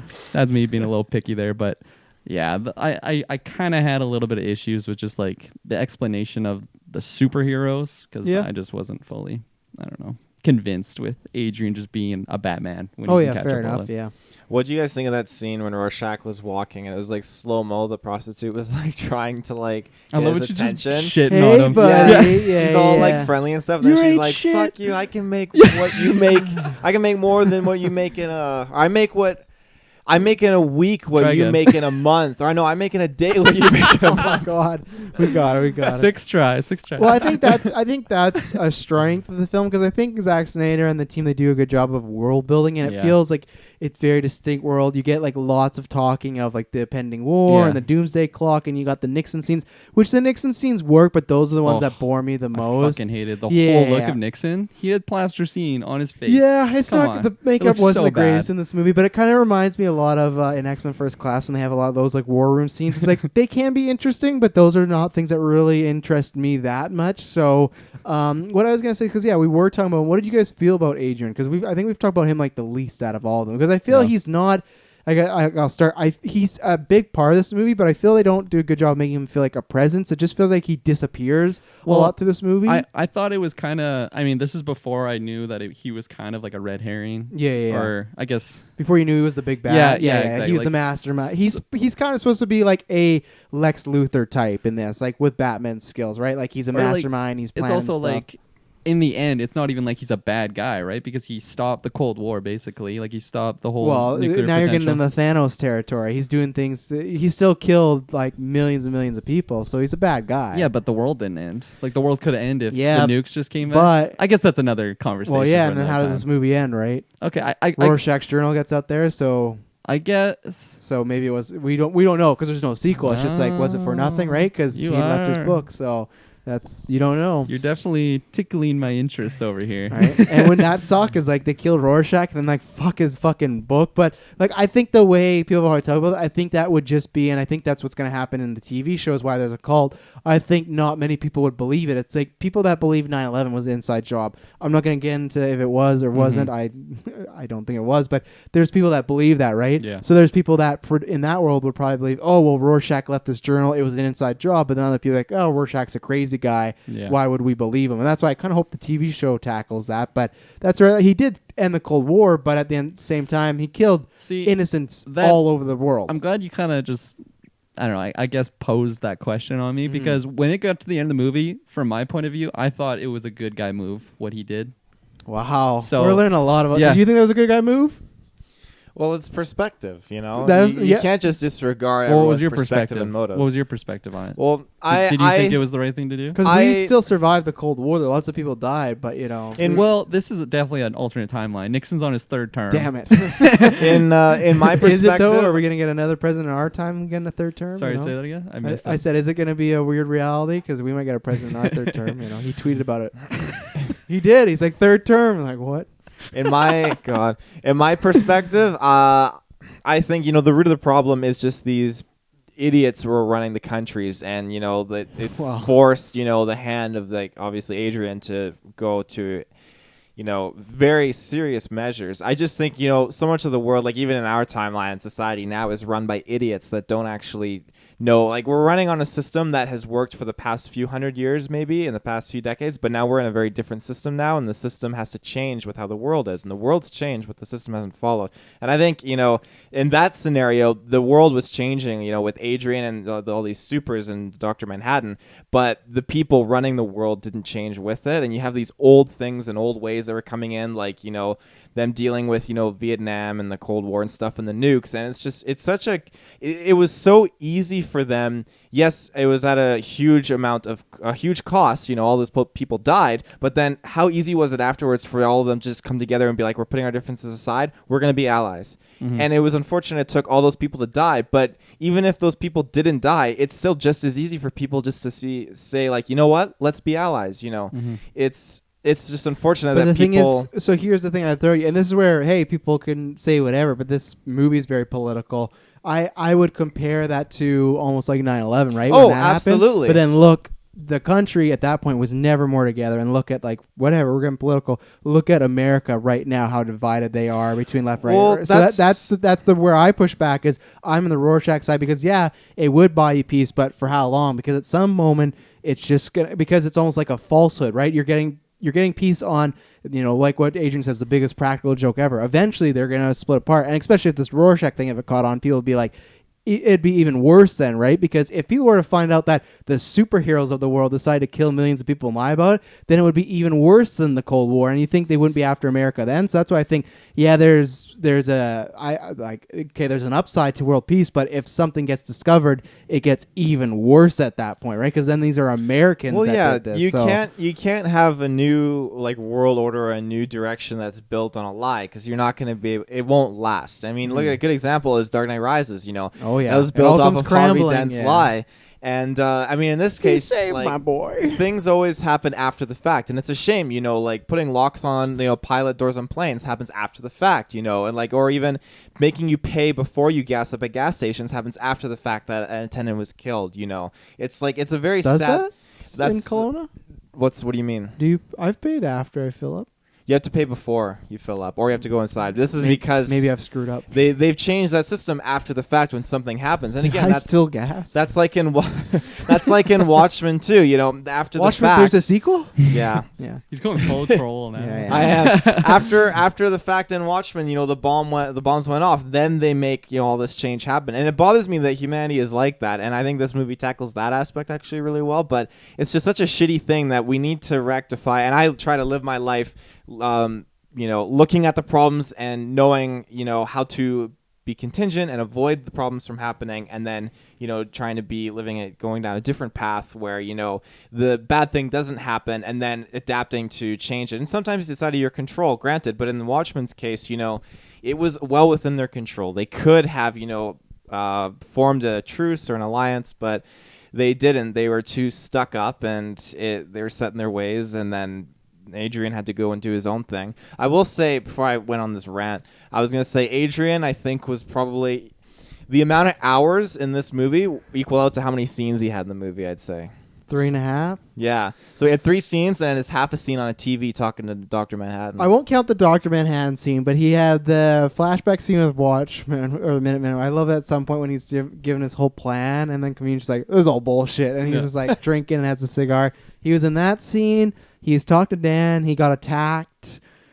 And then, but I guess you count just his ending as like one scene, right? So yeah, he is kind of in like only 3 or 4 scenes, to be honest. So he's in the book a little bit more because they do a lot more flashbacks. Like there's a big scene of him meeting Hollis Mason because Hollis Mason has like a book release party, and you get a bit more. And I think that's the problem with, I think the movie was, and I think the book treats it this way too, as it's a twist, but I think the movie really goes for the, like, you don't know who it is, but I think they would have done better I think they were worried if we flesh out Adrian anymore, you will understand that it's not a twist, but I think that would have almost worked a little bit better to just give him some more backstory, because it is supposed to be like the Lex Luthor, but I will just put my plant in I'm in the Rorschach camp. I'm not with you two over here. I wanted committing mass genocide.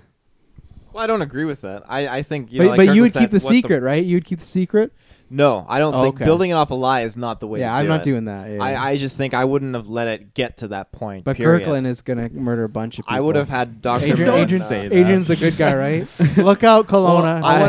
Well, I wanted to actually pose you a question on what you said earlier, because you said, like, is the world a better place because these superheroes, like, fuck, now we totally went on like a full-on moral ethic conversation, which is totally awesome, but kind of lost my train of thought on what I was going to pose. It was something about whether it was you saved like you saved the world technically by letting these superheroes kill all these people, but Yeah. isn't that exactly what happened? Or yeah, isn't that exactly what happened? In the movie or like in war? Well, in the movie, because everyone thinks that Mr. Manhattan did it. Yeah. I keep calling him Mr. Manhattan now. Doctor Monopoly Manhattan. player, They think yeah. he did it, who's a superhero. When what actually happened is Adrian did it, who's a superhero. So Yeah. But the thing is, they it's the like exact same thing. they vilify him, right? I think it's different if it's one guy and the Minutemen go, we couldn't control him. It's Dr. Manhattan. We pushed him too hard. I think that's different to, hey, Adrian did it, and then they cover it up. I think it's the same thing. It's different if Adrian did it, and then all of them, even Manhattan was like, yeah, you're going to prison. And then I think it would have the same... But I guess the reason it doesn't have the same effect, though, is because he's one man. He could be dealt with, and he's an American. They do lots of times put... And that's where it is difficult. It's funny, because in the book, the attack is not Manhattan. They say it's an alien that attacked. They use... Adrian uses Manhattan's powers, but they say it's an alien. So that does go towards maybe it being a better ending in your route, because it's nobody, where in this one, Manhattan is an American, right? They say that many times. But I think the way they're trying to pose it is Manhattan's just such this... like otherworldly basically a being. god, Yeah, he's a right. god. We got to band against him. Where Adrian, we could just take him behind an alley and shoot him and it's over, right? Where Dr. Manhattan, we'd need the entire world Okay. to band together. And I think the way they also take it as they're trying to say that with Adrian, it's like who knows what's going on, but Manhattan could do it again. He's like punishing us for not behaving as a planet. Right. We got to behave because he's watching us and he could come down and destroy us all again. Where with Adrian, you put him in a jail cell, he can't do it again, you know? Which is, I'm also excited for the TV show because Adrian is going to be in the TV show. He's being played by Jeremy Irons, an old, because it jumps into present day, so it's an old Adrian Veidt being Interesting. played. Yeah, and Sally Jupiter, I think, is like a cop now. And Sally Jupiter. or sorry, Laurie Jupiter. Yeah, It's Sally's definitely Sally's. dead. Oh, yeah. We haven't seen Night Owl. There's a Rorschach cult going on, and then we have seen there's the Archie ship as well. So more we talk about this, I'm actually getting pretty excited for this. Yeah, series. no, definitely. Maybe check out the first episode at least. Tell me what you think. When it comes out? Yeah, it's HBO. It's taking the Game of Thrones slot. Cool. I got Crave, so I Yeah, think you HBO's on there. canceled it. Yeah, $20 a month. I couldn't justify it anymore. Plus, the layout and format of it is shit. I'll agree with It you. absolutely is. Netflix still has that on everybody, Oh, to be yeah. honest. Where do we want to go Um, next? Or if there's more on this conversation. I just wanted to quickly say, like, I'm not, like, the more we talk about this movie, I'm kind of excited to watch it again because I feel like my opinion will kind of sway, like, just especially now that I know a little bit more, like, the comedian stuff, whereas, like, the first time I was just, like, angry anytime he was on screen. Like, I love Jeffrey D. Morgan, but man, Yeah. he's good at playing the bad guy because I fucking hated his guts. But then, like, kind of the redemption stuff, and then kind of, like, the divisive ending where it's whether, like, which side are you There's kind so of many backing? angles Oh, to it, totally. yeah. So just talking about it, it's kind of changing my opinion on what I thought it was. But Well, yeah, because yeah. I feel like my original, like, outlook on it, where especially, like, your argument where it was the super god, like, is the guy that did it, or like the superheroes, which are just like the vigilantes. I kind of pair them in the same thing because they kind of are the Watch or Minutemen, whatever they want to be called. They have So- it both because in the comics they are just called Minutemen, but they call them Watchmen many times. Yeah. So I think that's just because I guarantee that was a studio note of like that's the title of the movie. You're fucking calling them Watchmen. Yeah. Like okay, we'll do it. We got to put those lines where it's like, who's watching the Watchmen? Oh yeah. Which So- is such a cool tagline though. So Yeah. I get why you do it. you Yeah, know? no, totally. But I think that was kind of my perspective on, I kind of like put them in the same category, which when you break it down, he definitely isn't a superhero. He's a god. Oh, yeah, Especially like 100%. at the end when he just says like, I might just go create my own life. It's Yeah. like, okay, now you are Yeah. God. Yeah. Well, that's what I love, and that's why for me, I go because I think Taylor, maybe you might not be in this camp, but like with like Black Panther or Dark Knight to an extent, or darker superhero films, maybe even Logan a little bit, but these are the ones that, and that's why I think I always give this one a bit more benefit of the doubt because I just like these type of really deep issues, darker comics, and like we talk about, I love Thor Ragnarok. I've watched that almost one of the most times in MCU, but if I pick, I lean towards this like darker stuff where it's like the ending is open-ended and you have all these conversations and whatnot, you know, and where MCU it's not kind of like that. I think that's why Thanos works so much because that was the first time we had those questions, right? Like, is it right to snap away? But before that, it's just Ultron has lots of robots. The Loki wants to take over the city, and that's why I think Thanos and stuck. And that's not saying this is like, oh, more people should have saw this because I think this is not like a really mainstream movie. I think it's pretty it's pretty. Like I said, culty. I don't think like my mom would hate this movie. Oh, You know, yeah. like Emily's not a fan of this movie, and I can understand it. So, but I that's why I do love this movie because it is a thinker. I think it has problems, of course, Yeah. but I think they. I mean, again, the movie that's the comic book as well, just the material of it. So No, for sure. Yeah. And then just I forgot to mention when you were talking about like the world building of this movie, I really really liked it. Even just like everything, like I said, like who's watching the Watchmen, like the little graffiti stuff that's Oh, like yeah. all around. There's one scene. the streets are filled with stuff, and they're dirty as Oh fuck fuck too. yeah! It just reminds me of Gotham or something. Oh yeah, 100%. But there was one. I think it's after Night Owl and what's her like superhero name? Silk Spectre. Silk Spectre. Yeah. Thank you. After they like kick the shit out of the top knots in the alleyway, and then like they leave the alley and then they kind of break off. There's like a scene. Fuck, I forget what the actual code is, but there's a little sign, something. It's very political because it says something about the right way. Yeah. It's like I can't remember something. Call it Something right, about right. and then at the end it's like Someone graffitied wing, like right wing politics. I don't know. I kind of like that stuff now. Maybe I wouldn't have like 10 years ago when this movie came out. 100%, yeah. But I feel like I kind of find politics interesting now. So it's just, especially in a superhero movie, it's kind of fun playing on like the political aspect. Like this movie is just, I don't know, bathed in it. Like, you know, you have like Civil War where you kind of see some of that stuff like being played out, but this one is just, it's so heavy. Civil War, and that's where like in Black Panther the race, that's always like it's a issue and it's definitely a storyline, but it's not the main storyline, right? In Civil War, it's the friends are fighting Wakanda. He's going to take over Wakanda. Politics is like the main story in this. And that's why anyone that doesn't want politics in comic books, like this is not for them. And I don't think the Watchmen show will be that either. And that's why I am excited for that show, just because I think in a series that's going to work really well, because I think they're doing 10 episodes and I think you could really flesh that out. So I hope it's the same people that did Lost and Leftover. So I'm Nice. fingers crossed. So One of the best pilots ever from Lost, yeah, in my opinion.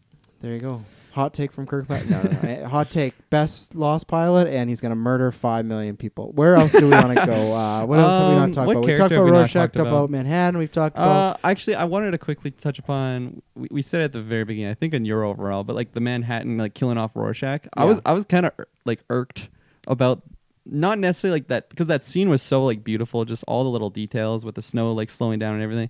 But I also I don't know if it was just. I don't know if it was just like in the moment I didn't like it, but like I just felt like it was kind of weird how when everyone like just knows that Adrian's the one that did it, right? And then you have Dr. Manhattan that shows up, he's ready to just kick Adrian's ass, right? Like the big dicks in town, right? Just drop the hammer. Literally comes with his hand. Yeah, and like in that moment, I just felt like he kind of played cat and mouse with Adrian. I don't know if it was because he wanted to like confront him and like actually have a talk with like the whole idea of what he did. I mean, obviously with the way the movie went, you kind of have to have him not just show up and kill him. But I just thought the way that he killed off Rorschach was just extremely like, just like a snap, like very quickly, where I felt like, again, this might have just been my perspective and I just didn't see it properly, but I felt like he was trying to get Adrian and like just... No, you're right, because it's like what the comedian said when he shot his pregnant chick. He was like, you could have just made the gun popped or whatever. Yeah, like I think it was just certain like decisions that Dr. Manhattan made that I just didn't really fully get, and it felt, again, this might just be my super ignorant perspective, I just felt like it was inconsistent with what the character was, especially like I did like how they explained like, yeah, he is very emotionless and he's not a human, but then Adrian talks about like there is emotion in there and you can see it if you really know that character. Like when he's talking about I forget the chick's name, the chick who had cancer, Jane, yeah. Yeah, he talks about like the little like, obviously he gets angry when the reporters are just swamping him and emotional ticks, he calls them. Emotional ticks, thank you. And I don't know. I just felt like... Well, I think that's the reason why. I think also because remember when that happens to Manhattan, when everything goes right, he didn't for some reason see that happening, or he didn't see it happening like this. He saw it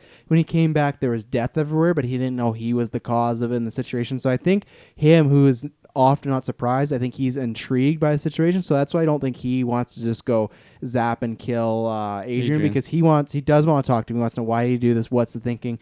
Where the Rorschach, I love Rorschach, but I think Rorschach is just a very simple-minded individual, and it's just kind of like, well, he's just gonna tell them that's nothing, and he does like let him kind of walk away and say, hey, I can't let you do this. But I think Adrian, he's just intrigued and he wants to know, like, okay, why did you do this and what's your thinking of it? You didn't just kill 5 million people for no reason. I hope so. That's the way I take it. But yeah, that makes more sense than, I don't know, just in the moment what I was. I just thought it was kind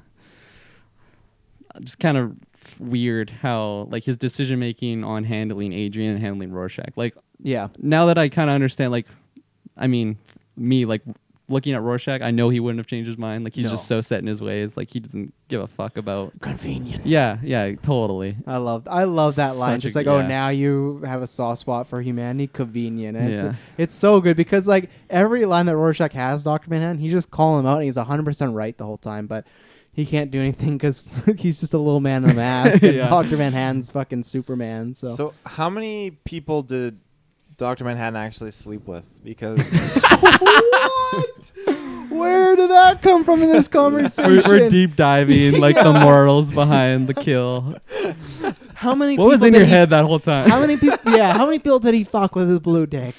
I just picture in your mind, you're like, oh, I can't wait for these guys to be done so I can just ask this question. 100%. I think just he was talking about how like he was at the fair with this one girl, and then he in his story he's like, we made love for the first time that night, and then all of a sudden it didn't touch back to that at all. But it was like there's this new girl here, and we hit it off. And because the way he talks about time is he sees it differently than anyone, right? So he doesn't see it linear. So he's just looking at moments of his life. So he does talk about when he met Laurie, but then he also refers back to the first time he slept with Jane. And I think it's because it's the same kind of comparison of like he was with Jane, he got exploded, right? And he becomes Dr. Manhattan, and then he was with Laurie. Those were the only two people in this movie. I thought there was another chick who got the cancer. So Jane was the one who got the cancer? Yeah. His original girlfriend that broke up with him because she found out about the fair, that was the same girl. Okay, because I'm confused because like he said like he met the girl at the fair, and then it showed like he had his accident, and then when he was talking about having his accident, he was talking about meeting this other girl who like served him his drinks or whatever at this bar.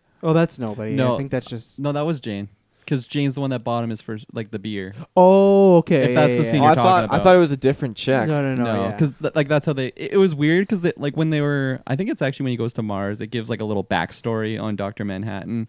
It kind of happens with Rorschach later on, but, like, it talks about them at the fair, and then I think, like, them sleeping together, and then it kind of jumps back to when, like, he gets the first beer. So it kind of has, like, weird chronological order. Yeah, it's almost to me showing the point of origin of, like, okay, this is them obviously sleeping together, taking a huge step in the relationship, but then it's, like, flashback to the very first time he met her. And that's why I think he has the flashback to Jane when he's talking about Laurie as well, because, like, the first time I met her versus the first time I met her, and then Jane's still involved. But then, like he says, he sees time in, like, a very different way. And that's why I like when they're talking about Adrian says it and Laurie says it, just like he doesn't see things like us. There's just that one, like what you referred to earlier about that conversation of he says like you're gonna in this conversation reveal to me that you've been sleeping with Dan. And then he said he lost it. And then he that's the weird thing. It's almost like the time just pops in his head randomly. So he's there and he's talking to Laurie, right? And it comes up, oh, she slept with Dan. And it's almost like that gets taken away from him. And then later when she's like, I'm sorry, I slept with Dan. He goes, you slept with Dan? So it's almost like it gets put back in. So it's like his mind is, I think it's because it's seeing so much that he does lose stuff too. And that's where I love this moment when Laurie does leave him. He just like picks up her bra and he just looks at it like he is examining it, but also just looks like he has no idea what it is. And that's why I love that he is a smart guy, but it's like it feels like sometimes he's just not lucid and he's not there. Well, you know? in that same scene too, it's Laurie talking to Dan and like explaining that like every day he's kind of losing like what just everyday items kind of are. I'm totally paraphrasing. That's not exactly what he said, but like that's tying in because he's looking at the bra when she's saying that. Yeah, and that that's why when you in the group chat give some context, he's just like, why is he naked all the time? I don't get it. I don't need that, but that's the idea is he's just slowly losing humanity, and they do that better in the comic books, but in the comic books it starts with him having like a full-on like superhero suit, and then he gets the little Speedo, and then he is naked because it's just kind of like when he is looking at that bra, like why do I need to wear this? What is this? This is not like sorry. No, I take it both ways. Sometimes he loses stuff, but other times it's just like when he says like I'm tired of these people, he just doesn't understand their way of living anymore. He can't connect to them. The guy that's there is not the same guy anymore. I actually like a lot of his lines where like just his back and forth with Laurie, how like she's the only thing tying him to that world, right? Where it's like I'm not even a human anymore, but like for some reason I have these emotions towards you, and like that's actually human like, right? Yeah, well, and I think it's because like when he was starting to turn away from being a human, maybe when he met her was like the last little bit of when he still felt he was still human, and he fell in love, and that was an emotion. So I think it's like he fell in love with this girl. He might not be in love with her anymore, but he knows he was in love with her, and he wants to keep that. And then,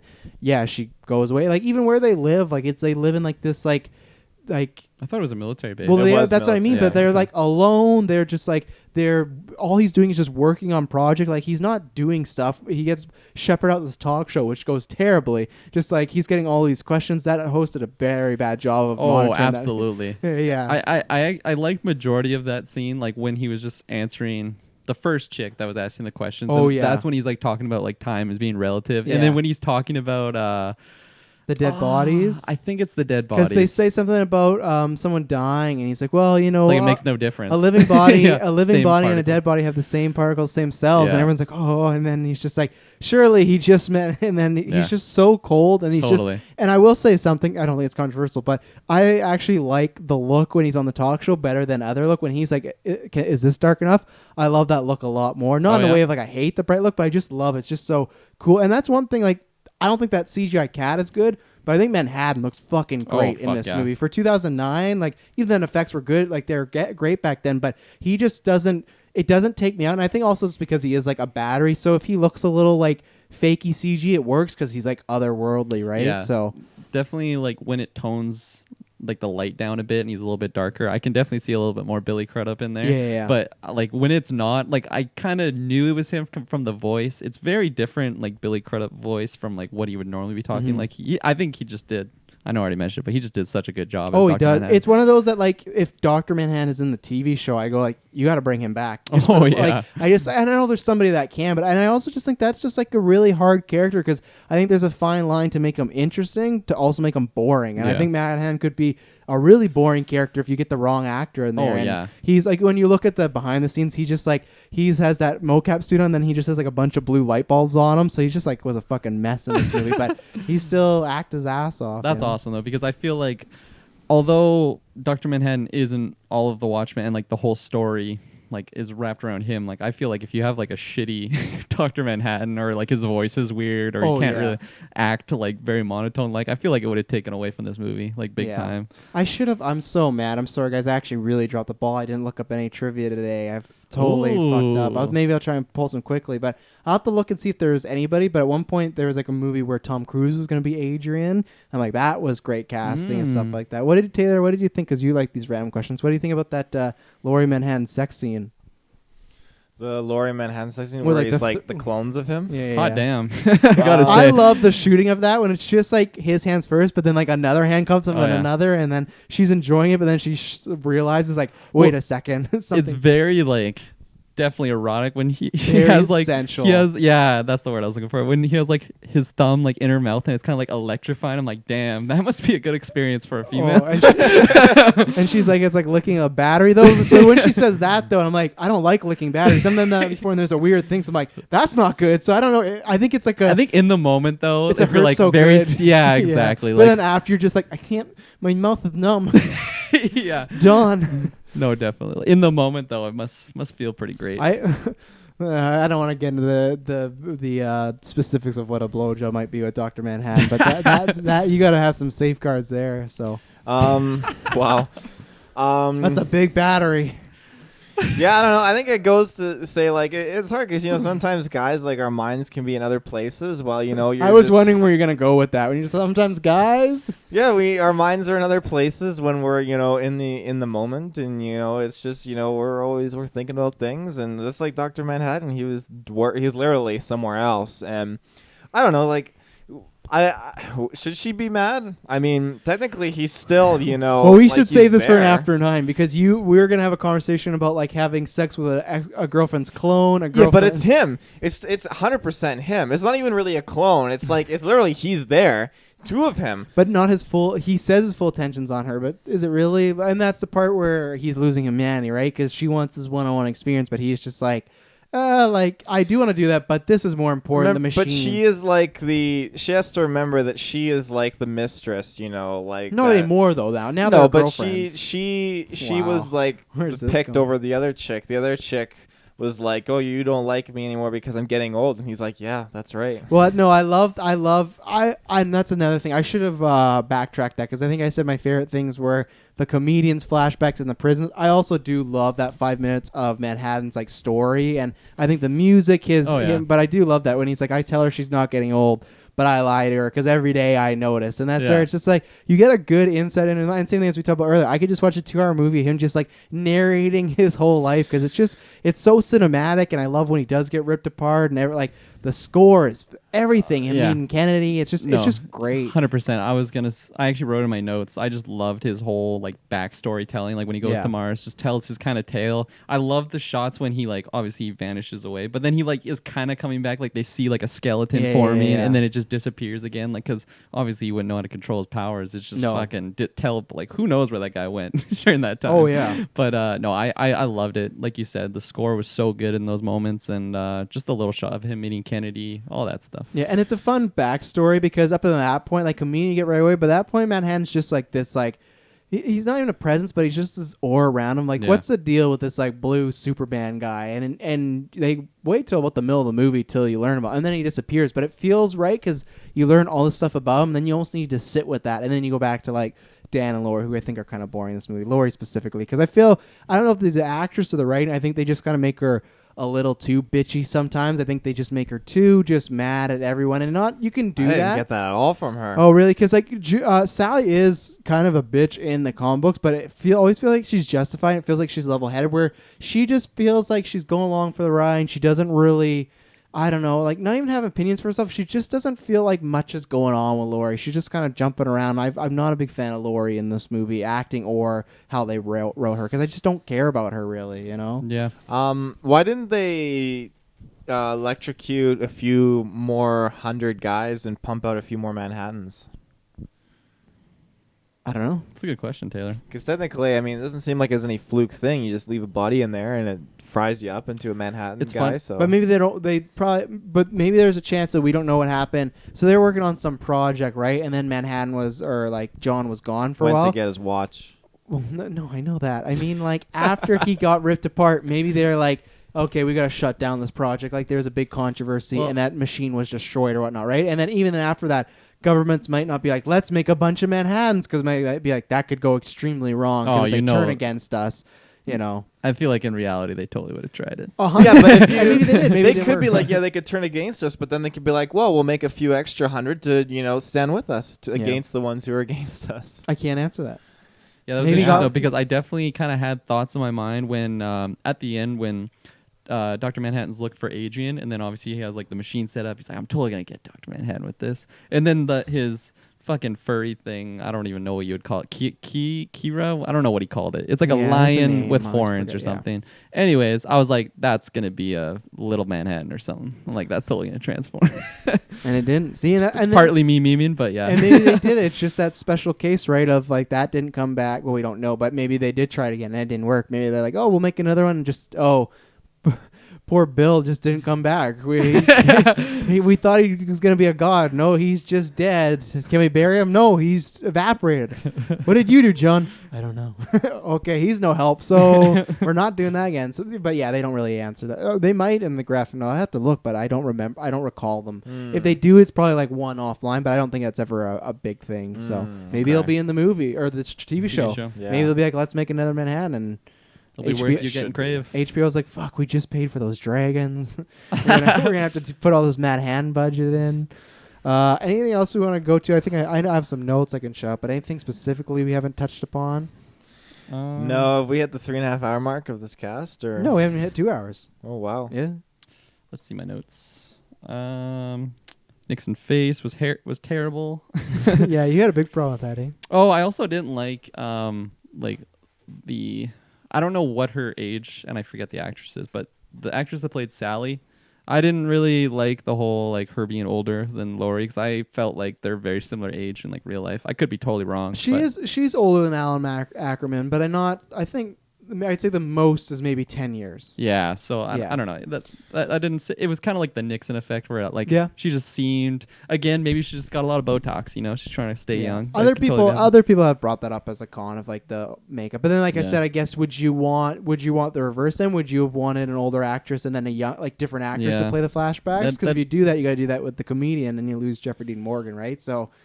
It's Yeah. tough. But then again, I feel like I guess people have made the point because you could do that because the only older scene the comedian's really in is the one where he gets killed and the one where he talks to Malik. So you could do that, but I think it's just they had it. They either had route A and route B, and they chose the makeup route. And Yeah. I think it has good things about it, but then bad things with the looks. Vixen, there's no excuse. Yeah, I think I think the route that they went with is definitely the best, like in hindsight, because especially because I want to see Jeffrey Dean Morgan in every scene. That guy's great. So having him there, and then if you have him older but like a different actress playing Sally, I feel like that would have just been really weird. So. Yeah, they needed to do this movie when de-aging was a thing. Yeah, no, 100%. Or like, up aging. like we were already talking about. It should have came out a couple years ago. Yeah. That 10. Sally was the mum from Spy Kids. Yeah, totally. The Yeah. Haunting of Yeah. Hill House.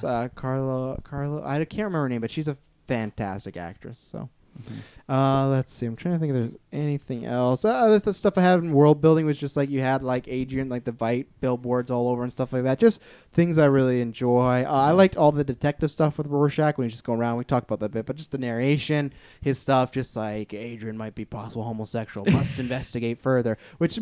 Fans have speculated that means they're both gay, so that's a whole thing. Because at the Rorschach is gay? yeah. How does that make him gay? Because he turned down the hooker? Or? Well, why would he? Because he turned. Well, maybe they say that there's some other signs with the whole like. I think some people kind of take it as like a fun like gay joke as far as like must investigate further, like that sort of way. Because like if Adrian's gay, why does Rorschach need to investigate? Well, he wants to know everything about everything. I don't think it's Maybe. like he's gonna like set up a set where he can sneak in there, like get like laid by Adrian. I don't think know. he was gonna set up like I pictured it like a sting, or he's gonna send another dude in there and like kind of record it or something. Maybe, but look at it on the internet because there are people that have taken the book and shown like this points to this points to this. Because Adrian, I think, is definitely gay. Because in the opening credits, he's at a gay club when he's standing there and people are taking his pictures. It's a gay bar. There's things there. There's men dressed as women, vice versa. So he's definitely gay. So that's where people. Doesn't that mean he's just a supporter of those He things? could be, but it's just like it. I think what there back then there wasn't many supporters, right? So there were supporters, but lots of time people of that note that were supporters were, and I think in that world he'd be a closeted homosexual, but I think he's still homosexual. That other super wasn't. She unfortunately died. That's for that. why, right? When you look at that, when she came out, she kissed that girl, and then the next slide's over, they killed her because she was gay. So I think that's the thing. Like him and Rorschach, if they are gay, they're not going to tell anybody because look at what happened. So I didn't know that like she was a super. Like first time I watched this movie, I just thought this is just a random women kissing at the beginning of this movie. she was part of the original Minuteman. So yeah. But yeah, world was shit. Let's see. There's one moment where they're doing the Rorschach when he's talking about the Pagliacci, but he's talking about the comedian, and there's a shot of him crying. I love he's crying, and then the tear like hits his scar and goes down his scar. Yeah, really cool. good scene. Nice touch. And that was the scar that he got from the Vietnam lady. Yeah, you'll remember me and my country. Yeah, and that's the thing. Like I said, I always give props. Zack Snyder's just like a super great visual storyteller. Let's see. I don't know if there's anything else. I'm not a big fan of them beating up the criminals in the middle of the Manhattan doctor thing. That just felt like we needed an action scene. It's gory. The action isn't bad, but it's just they just beat up these guys, then it goes nowhere, then they split off, and it's just like you could literally take it to the movie and it changes nothing other than Lori just being like him being like, oh, these streets are bad at night, and she's like, well, I'm in a bad mood, and it's just like, all right. And that to me is I think the actress thing where I think she just comes off as like a pouty little girl, and that's not I think honestly too she's too young as well because Patrick Wilson's older than her, and she's supposed to be not an older woman like her mom, but she's supposed to be an older woman in the comic book, and I think that's the thing they wanted to go for a sexy pick. Her costume's also fucking awful. It's not like that. Night Owl's comic costume is not like that at all either. In the costumes, I can see why they changed that because it can be a little goofy, but his winter costume is sick. It's so badass, right? I love how he takes it off and he's just wearing like the regular one. Yeah, it's so cool. I love that. That's why I really hope one like Iron Man. I want Batman to have that too, where we get a bunch of different suits. No nipples though. Let's see. We talked about Rorschach. I love the cops attacking the Give Me Back My Face and that whole set piece where he's framed for the murder. That's really cool.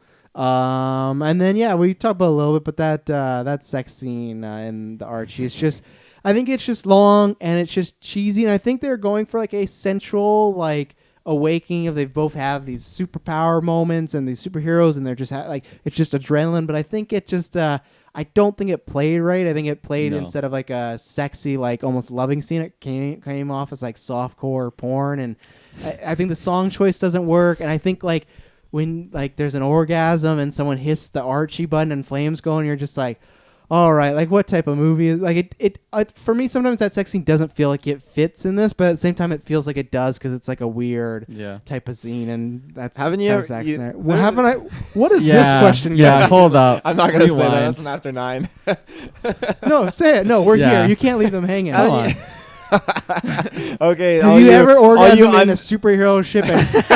All you underage children, tune out now if you haven't. Oh my! They should have been gone. When you still got to give us the answer of why you'd rather see the Hulk stick than Dr. Manhattan's.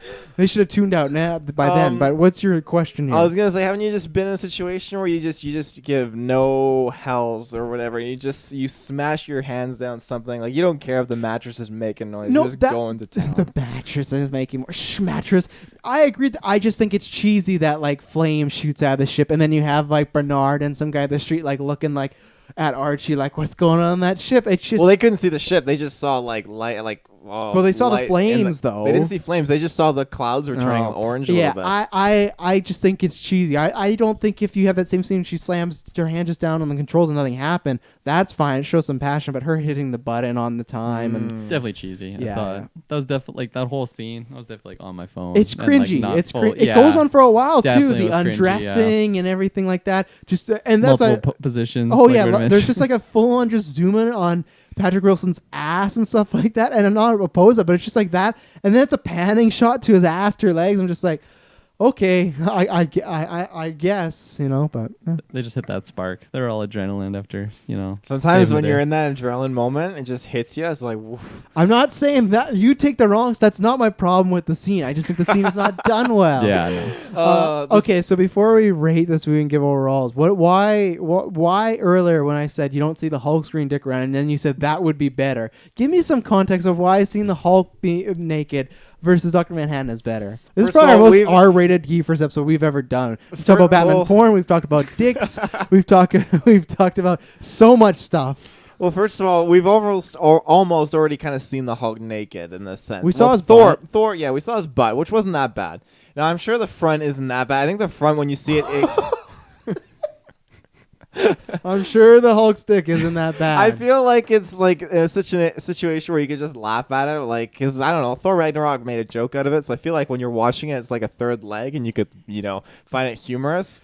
In this sense, opposed to what? Opposed to like in this sense, you got 3 Smurf dudes just standing there, and it's just like it's just like. I just can see enough of this when I go to like the pool or whatever, and they're like in the change rooms. So wait a second. Sorry, I'm gonna piss my That's fine. You go. Is your problem that Manhattan has a small dick and that's what you see? Is that what you're saying? No. Because you're saying when you go to pools, which that's always a joke if you go into cold pools, and not a joke, it happens, things can shrivel up. And so you're saying you'd want to see a nice, big, massive, veiny Hulk dick opposed to just a regular man's blue little dick? No. I like the humorous context that would follow, the Hulk being naked in that sense. But in this, it's just I don't really get why he's just walking around the nude. Like if he doesn't, didn't we explain to you that he doesn't feel the but need if he's losing his humanity and he doesn't see the need for such things, then why doesn't he just zap his dick off? He doesn't need it because that's a part of. He's zapping his clothes off. Because those aren't attached to him, like they are, but they're not like growing off his body. You don't just like if you don't like your ears, you don't just go, I'm gonna cut my fucking ears off. This is Dr. Manhattan. It's different for him. But like that's different. You know why? Because clothes, he might be like, why do I need to wear these? His dick, he knows, hey, I want to use this to get off. But on he's stuff. not using it though. He doesn't. He was with Lori, like you said. No, it's still no, him. he was using his magic thumbs. But he the idea was to get up there at some point, you know. Was it? Because he was Yes. working on getting up on his machine or whatever. Well, I mean, like if it would have kept going on, it would have hopefully gone to that I progression. don't know. I think he's if using his dick for sex. I don't know. If he's willing to live on Mars as like by himself or go create a new race, I don't think he's using his thing. Yeah, I think he is because he's gonna create things to fuck. Using his magical energies, I don't think he's using those magical. I think so because, juices. like Kirkland said, he's gonna go create life. Yeah, but not with like his thing. I think he's gonna go create with his energy. You don't know that Dr. Manhattan's a weird dude. I don't know. I just think, it just kept popping up all the time, and I was like, oh, another scene with this. And like even at the end, he's like, there's a good like straight up full body shot. That's the photo I took. He just walks around the corner like, oh, there he is again. And maybe it's just me. Like if I'm walking around and like on the 24-hour stream, I'm just gonna walk. if you did, I'd be like, oh shit, Dr. Manhattan, here we go, Butt-ass naked. all blue and everything. Yeah. Oh god. No, we'd get banned. I'm here for the charity. I need to pose this question to Kirkland. Kirkland, hurry, come back So here. hang on, before you pose a question, I'll give the context. Kirkland, he said if Manhattan feels the need to take off his clothes, then he should just zap his own dick off because he wouldn't need to use that. But I explained that the clothes are not a part of him; his dick is a part of him. And he's like, well, he's just that's Dr. Manhattan. But he doesn't need to reproduce or do anything because he's not obviously worried about that kind of thing because he was going to live on Mars by himself. But he could right? still. But like I was saying to him, he creates life, so he might create somewhere he can have some like sensual and just feel good down there. That's He true. doesn't feel anything anymore though. He does. Well, we don't know that for sure. It's emotions he couldn't feel. He could feel physical stuff, perhaps. Maybe he makes a woman Manhattan. A woman Manhattan. Miss Manhattan. Oh, God. Coming to HBO this fall. How do you feel about this, Kirkland? I mean, I feel like you could on one card, I feel like he would keep his weapon. I'll just call it that. For I don't know, just like not necessarily like he needs it to reproduce or it's like tied to his emotions, but it's definitely like pleasurable. Because also too, you said you get thrown off when he walks in the room. He's just naked. What if the next time you saw Dr. Manhattan and he walked in and he had no dick It's anymore? just a Ken doll. Yeah, and you'd be like, so what's the story there? And he'd be like, Well, I would want like a movie based on that. God, a whole movie about him deciding, should I take my weapon away or not? So if you have What an should I do issue with this with his dick, do you have an issue with his ass? Like why not just take away his Yeah. ass crack? No, because I feel like the whole Patrick Wilson thing just kind of broke me into it. So Seeing a booty. But you saw yeah, his booty. I don't for- mind. I don't mind a booty. Okay, well this He's is threatened by a counter dicks. question. Did you draw dicks when you were in I had elementary a school? super bad syndrome. Yeah. Just doing one big one and fell, and the girl picked it up. Oh, And now that's you're such a good movie. and now you're scared of dicks. a whole lunchbox full of them. Can't eat hot dogs. Well, Oh. if you're wondering why he has his dick or why wouldn't he just zap it away, why does he have nipples? That's Yeah. like one of the most useless I didn't things for even a notice male. the nipples. I was staring at the dick the whole I time. I just can't pi- 100% see his nipples. I'm just assuming that he has them. I just picture anytime Manhattan walked in, Taylor was just like, and he looked down at the dick, and that's all he could It wasn't watch. too distracting to me, No. honestly. I'll I give wasn't you- expecting it because the last time I watched it, he had his man thong on, which is fine. But this time, it's like full. The only time I'd give you is when they're in Vietnam, and he's like Godzilla, and it's like a Godzilla dick. And you're like, Was okay, that that's- actually there? I didn't think notice so. that. I think he has the loincloth. Oh, on. he does think there, he but does. yeah, I think he does. But I think in the graphic novel, it's just the It's Godzilla. like this is the dick. end. Yeah. You see the giant demon. Yeah. Oh man. Oh boy. So is that what he had at the end when he was like trying to reach his hand into Adrian? His Yeah. flappy thing was dangling. What do you think broke the window? Oh God. He didn't even mean to. He just like walked by and like. Oh. He could have used that as a weapon, just like His weapon. Oh. like Indiana Jones. Come here, Adrian. Oh, this cast has gone so wrong. Oh, this is an After Oh. 9 retro. It So should be. this This is an worth- R-rated movie, so it kind of Oh, goes yeah. hand in hand. We Yeah. went political, everything like that. Anything else on Dr. Manhattan's junk? I think that's it. Can't believe you have such a problem. Like I said, I don't think I have the balls to do it, but one time in my life, I just want to show up naked and just really like disturb you and be dressed in blue and just see what you do. For Halloween. Just be Dr. I said for the 24-hour stream, but I Oh, don't know, okay. that won't go good. Yeah. For the kids. Yeah. Oh, I didn't say God. that. That's why I said for the charity. Okay. Yeah, I'm not gonna say for the kid. Kirkman just hit his head on the thing. Are we ready to go to overalls and rating I here? think so. Yeah. I've said everything I need to say about this movie. I really, really enjoy it. Like I said, at one point I think it was a top 10 comic movie. It's still top 50. It'd be in there somewhere. Even top 25. There's things I think are great in all time. Some performances, some ideals. I think I already expressed some of the weaknesses. Maybe some violence, like that fight scene that wasn't needed. Maybe Zack Snyder doesn't get the nuance of some points. I think it's just he does a great job of adapting. I'm going to give this a 9 out of 10. Wow. That's Yeah. extremely high. I really enjoy it. No, And not visuals. what I thought it soundtrack, was. Yeah. I know. I probably should went last because I think I got the highest, but still, starting a high note. Looks like it's my 9 turn. Manhattan weapons out of 10. Those are big scores. Alrighty. Yeah, this movie, Big scores. this is a very interesting movie because especially when you at the beginning asked me what I thought about this movie, I wasn't sure how to give a solid answer because it's just a very I had so many questions. This cast has been very fun, very informative for me. It's been In more ways than I thought it was going to be. it went political, it went raunchy, it went all over the place, and that's definitely what this movie consists of at some points. I would say it's we stuck with the themes of the movie. If Yeah. you watch this movie, I don't think we were any worse than the movie was. No, so. for sure. There's just phenomenal performances in this, and there's just certain things that I kind of had problems with, and I feel like whether you like this movie or whether you hated it, it's definitely just one of those movies that you can debate with, and like you mentioned, Classic Zack Snyder movies. yeah, totally. Run with BVS. That's Yeah. I think I've only seen that movie once, and I have no intention of going back. But And people are still talking about it. We're doing totally. a commentary track next year, maybe. So here we go. There you go. But I for some reason there's just a special place in my heart for movies that you can just constantly talk about. It came out 10 years ago, and there's still probably people just having debates on just what we were talking about, whether what Adrian did was a bad guy move or a good guy move, right? And it's not like it's clear cut, it's totally left for interpretation. And I said, there's a special place in my heart for movies like that. So Yeah. I'm a little unconfident giving this a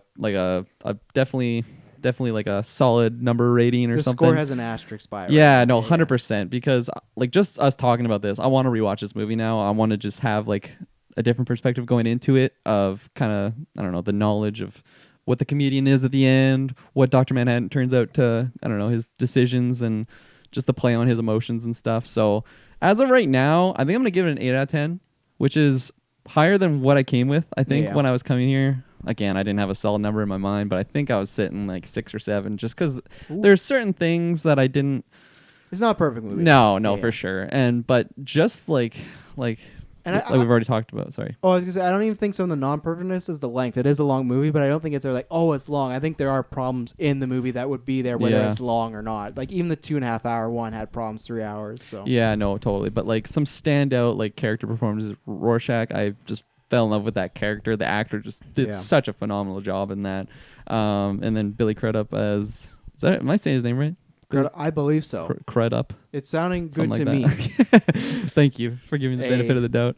But no, he was just phenomenal, and just the characters I grown to love, and they're so imperfect and so terrible, some of them, the comedian. But for some reason, it's just You want to watch them though, right? I want to watch them. They're Exactly, they're intriguing, entertaining, interesting characters. So yeah, I'm excited to give this another go and have a different outlook on it. Yeah, I will probably, I don't know where I'm going to be, but I'll watch this movie in probably 10 years from now. So, yeah, I don't think I need to watch anytime soon, but 2029 is when I'll pop it in. I'm going to hold you to it. Yeah, hold me to it. The cast will still be going strong. So, yeah. Let's hope. Yeah, this movie had, you heard if you listen to this cast right now, you heard most of where I come from. So I was a bit all over the board with this movie. So my questions got answered, which I'm glad and happy about. So I feel like you would like it more if it was a censored version. Censored? No dicks. No dicks. I saw the censored version, and he was wearing his thong the whole time. Oh, is he? Yeah. No. Yeah. No. Is there a censored version? There's The not theatrical version, he's got No. he's wearing a thong. He wears it sometimes, Yeah, but his sometimes in the dick movie. is out in the movie. No, I'm pretty sure. No, it was a big thing. There's articles written of does Dr. Manhattan's dick need to be in this movie? It's in. So I'm not the only one then. You're not. I just find it It's a weird thing, Interesting. I thought I was the only one. No, You you're should've not told alone. me You're that not at the alone. beginning. Lots of people find it distracting, but Okay, interesting. Well, yeah, heck, this, yeah, it's a wild movie, and, it's a long movie. I like Rorschach. I want to cosplay as him, actually, because I really get a kick out of his character, and I love his suit. I have to find a mask. I would love one that actually animates the Rorschach. That would be sweet. I don't think that's gonna happen. Yeah, it'll take some time. Yeah, and money. But yeah, I like the costumes for these heroes and stuff. I don't have a problem with Laurie's, but it's like I was trying to like properly see like, okay, like is she like the only part that's like actual costume, just the black strips, and the rest is all like skin, or like No, it's yellow. Her It's skin's not just yellow. I know. I couldn't differentiate it very well. She's like dog. She's Miss Manhattan, but she's yellow. Yeah. But it's I like their costumes and stuff. They're cool. I like Night Owl. He's cool. I like his air balloon ship and Archie. Is it called Archie? Archie. Yeah. Okay. When you were telling me like wait for the sex scene in like the Arch or whatever, I was like, I you said mean in the Archie. Arctic? And I'm like waiting Yeah. for the Arctic sex scene. Rorschach and Adrian just get it on. What'd you do to those people? I don't know if I needed the hip gyrations moment, but you know what? Yeah. Fans, you got that, so you know I'll give this movie a 7 out of 10. that's exactly 7? the score I thought you were gonna Yeah. give it, so that's respectable. I thought That's it was gonna be that's a C plus. Yeah, it's definitely a C plus movie for me. It's, you know, I mean, if I'm gonna watch a superhero movie, like This isn't like, it for you. if I'm gonna sit down like for date night, or I'm gonna sit down with my mom and dad for like family night or something, I'm It's not not- gonna put this Not on. many No. people would. I don't No. think. No, I'd probably put on like a Marvel movie or something, or maybe Batman Begins or something like that. But I'm not gonna be like, let's pull out Watchmen, Doctor Manhattan, Dick, and stuff like Interesting that. accent. what is that? Yeah, what's At that first voice? I thought it was Tommy Wiseau, but it kind of like had a weird ending to It's it. my Doctor Manhattan. Is that your Dylan voice? Because you always do that when you say you're talking like Dylan. My Dylan voice? Yeah, I don't know yeah. if I could repeat Just that talking voice if I shit. could. That's my talking shit voice. Yeah. Oh, okay. Yeah. Fuck.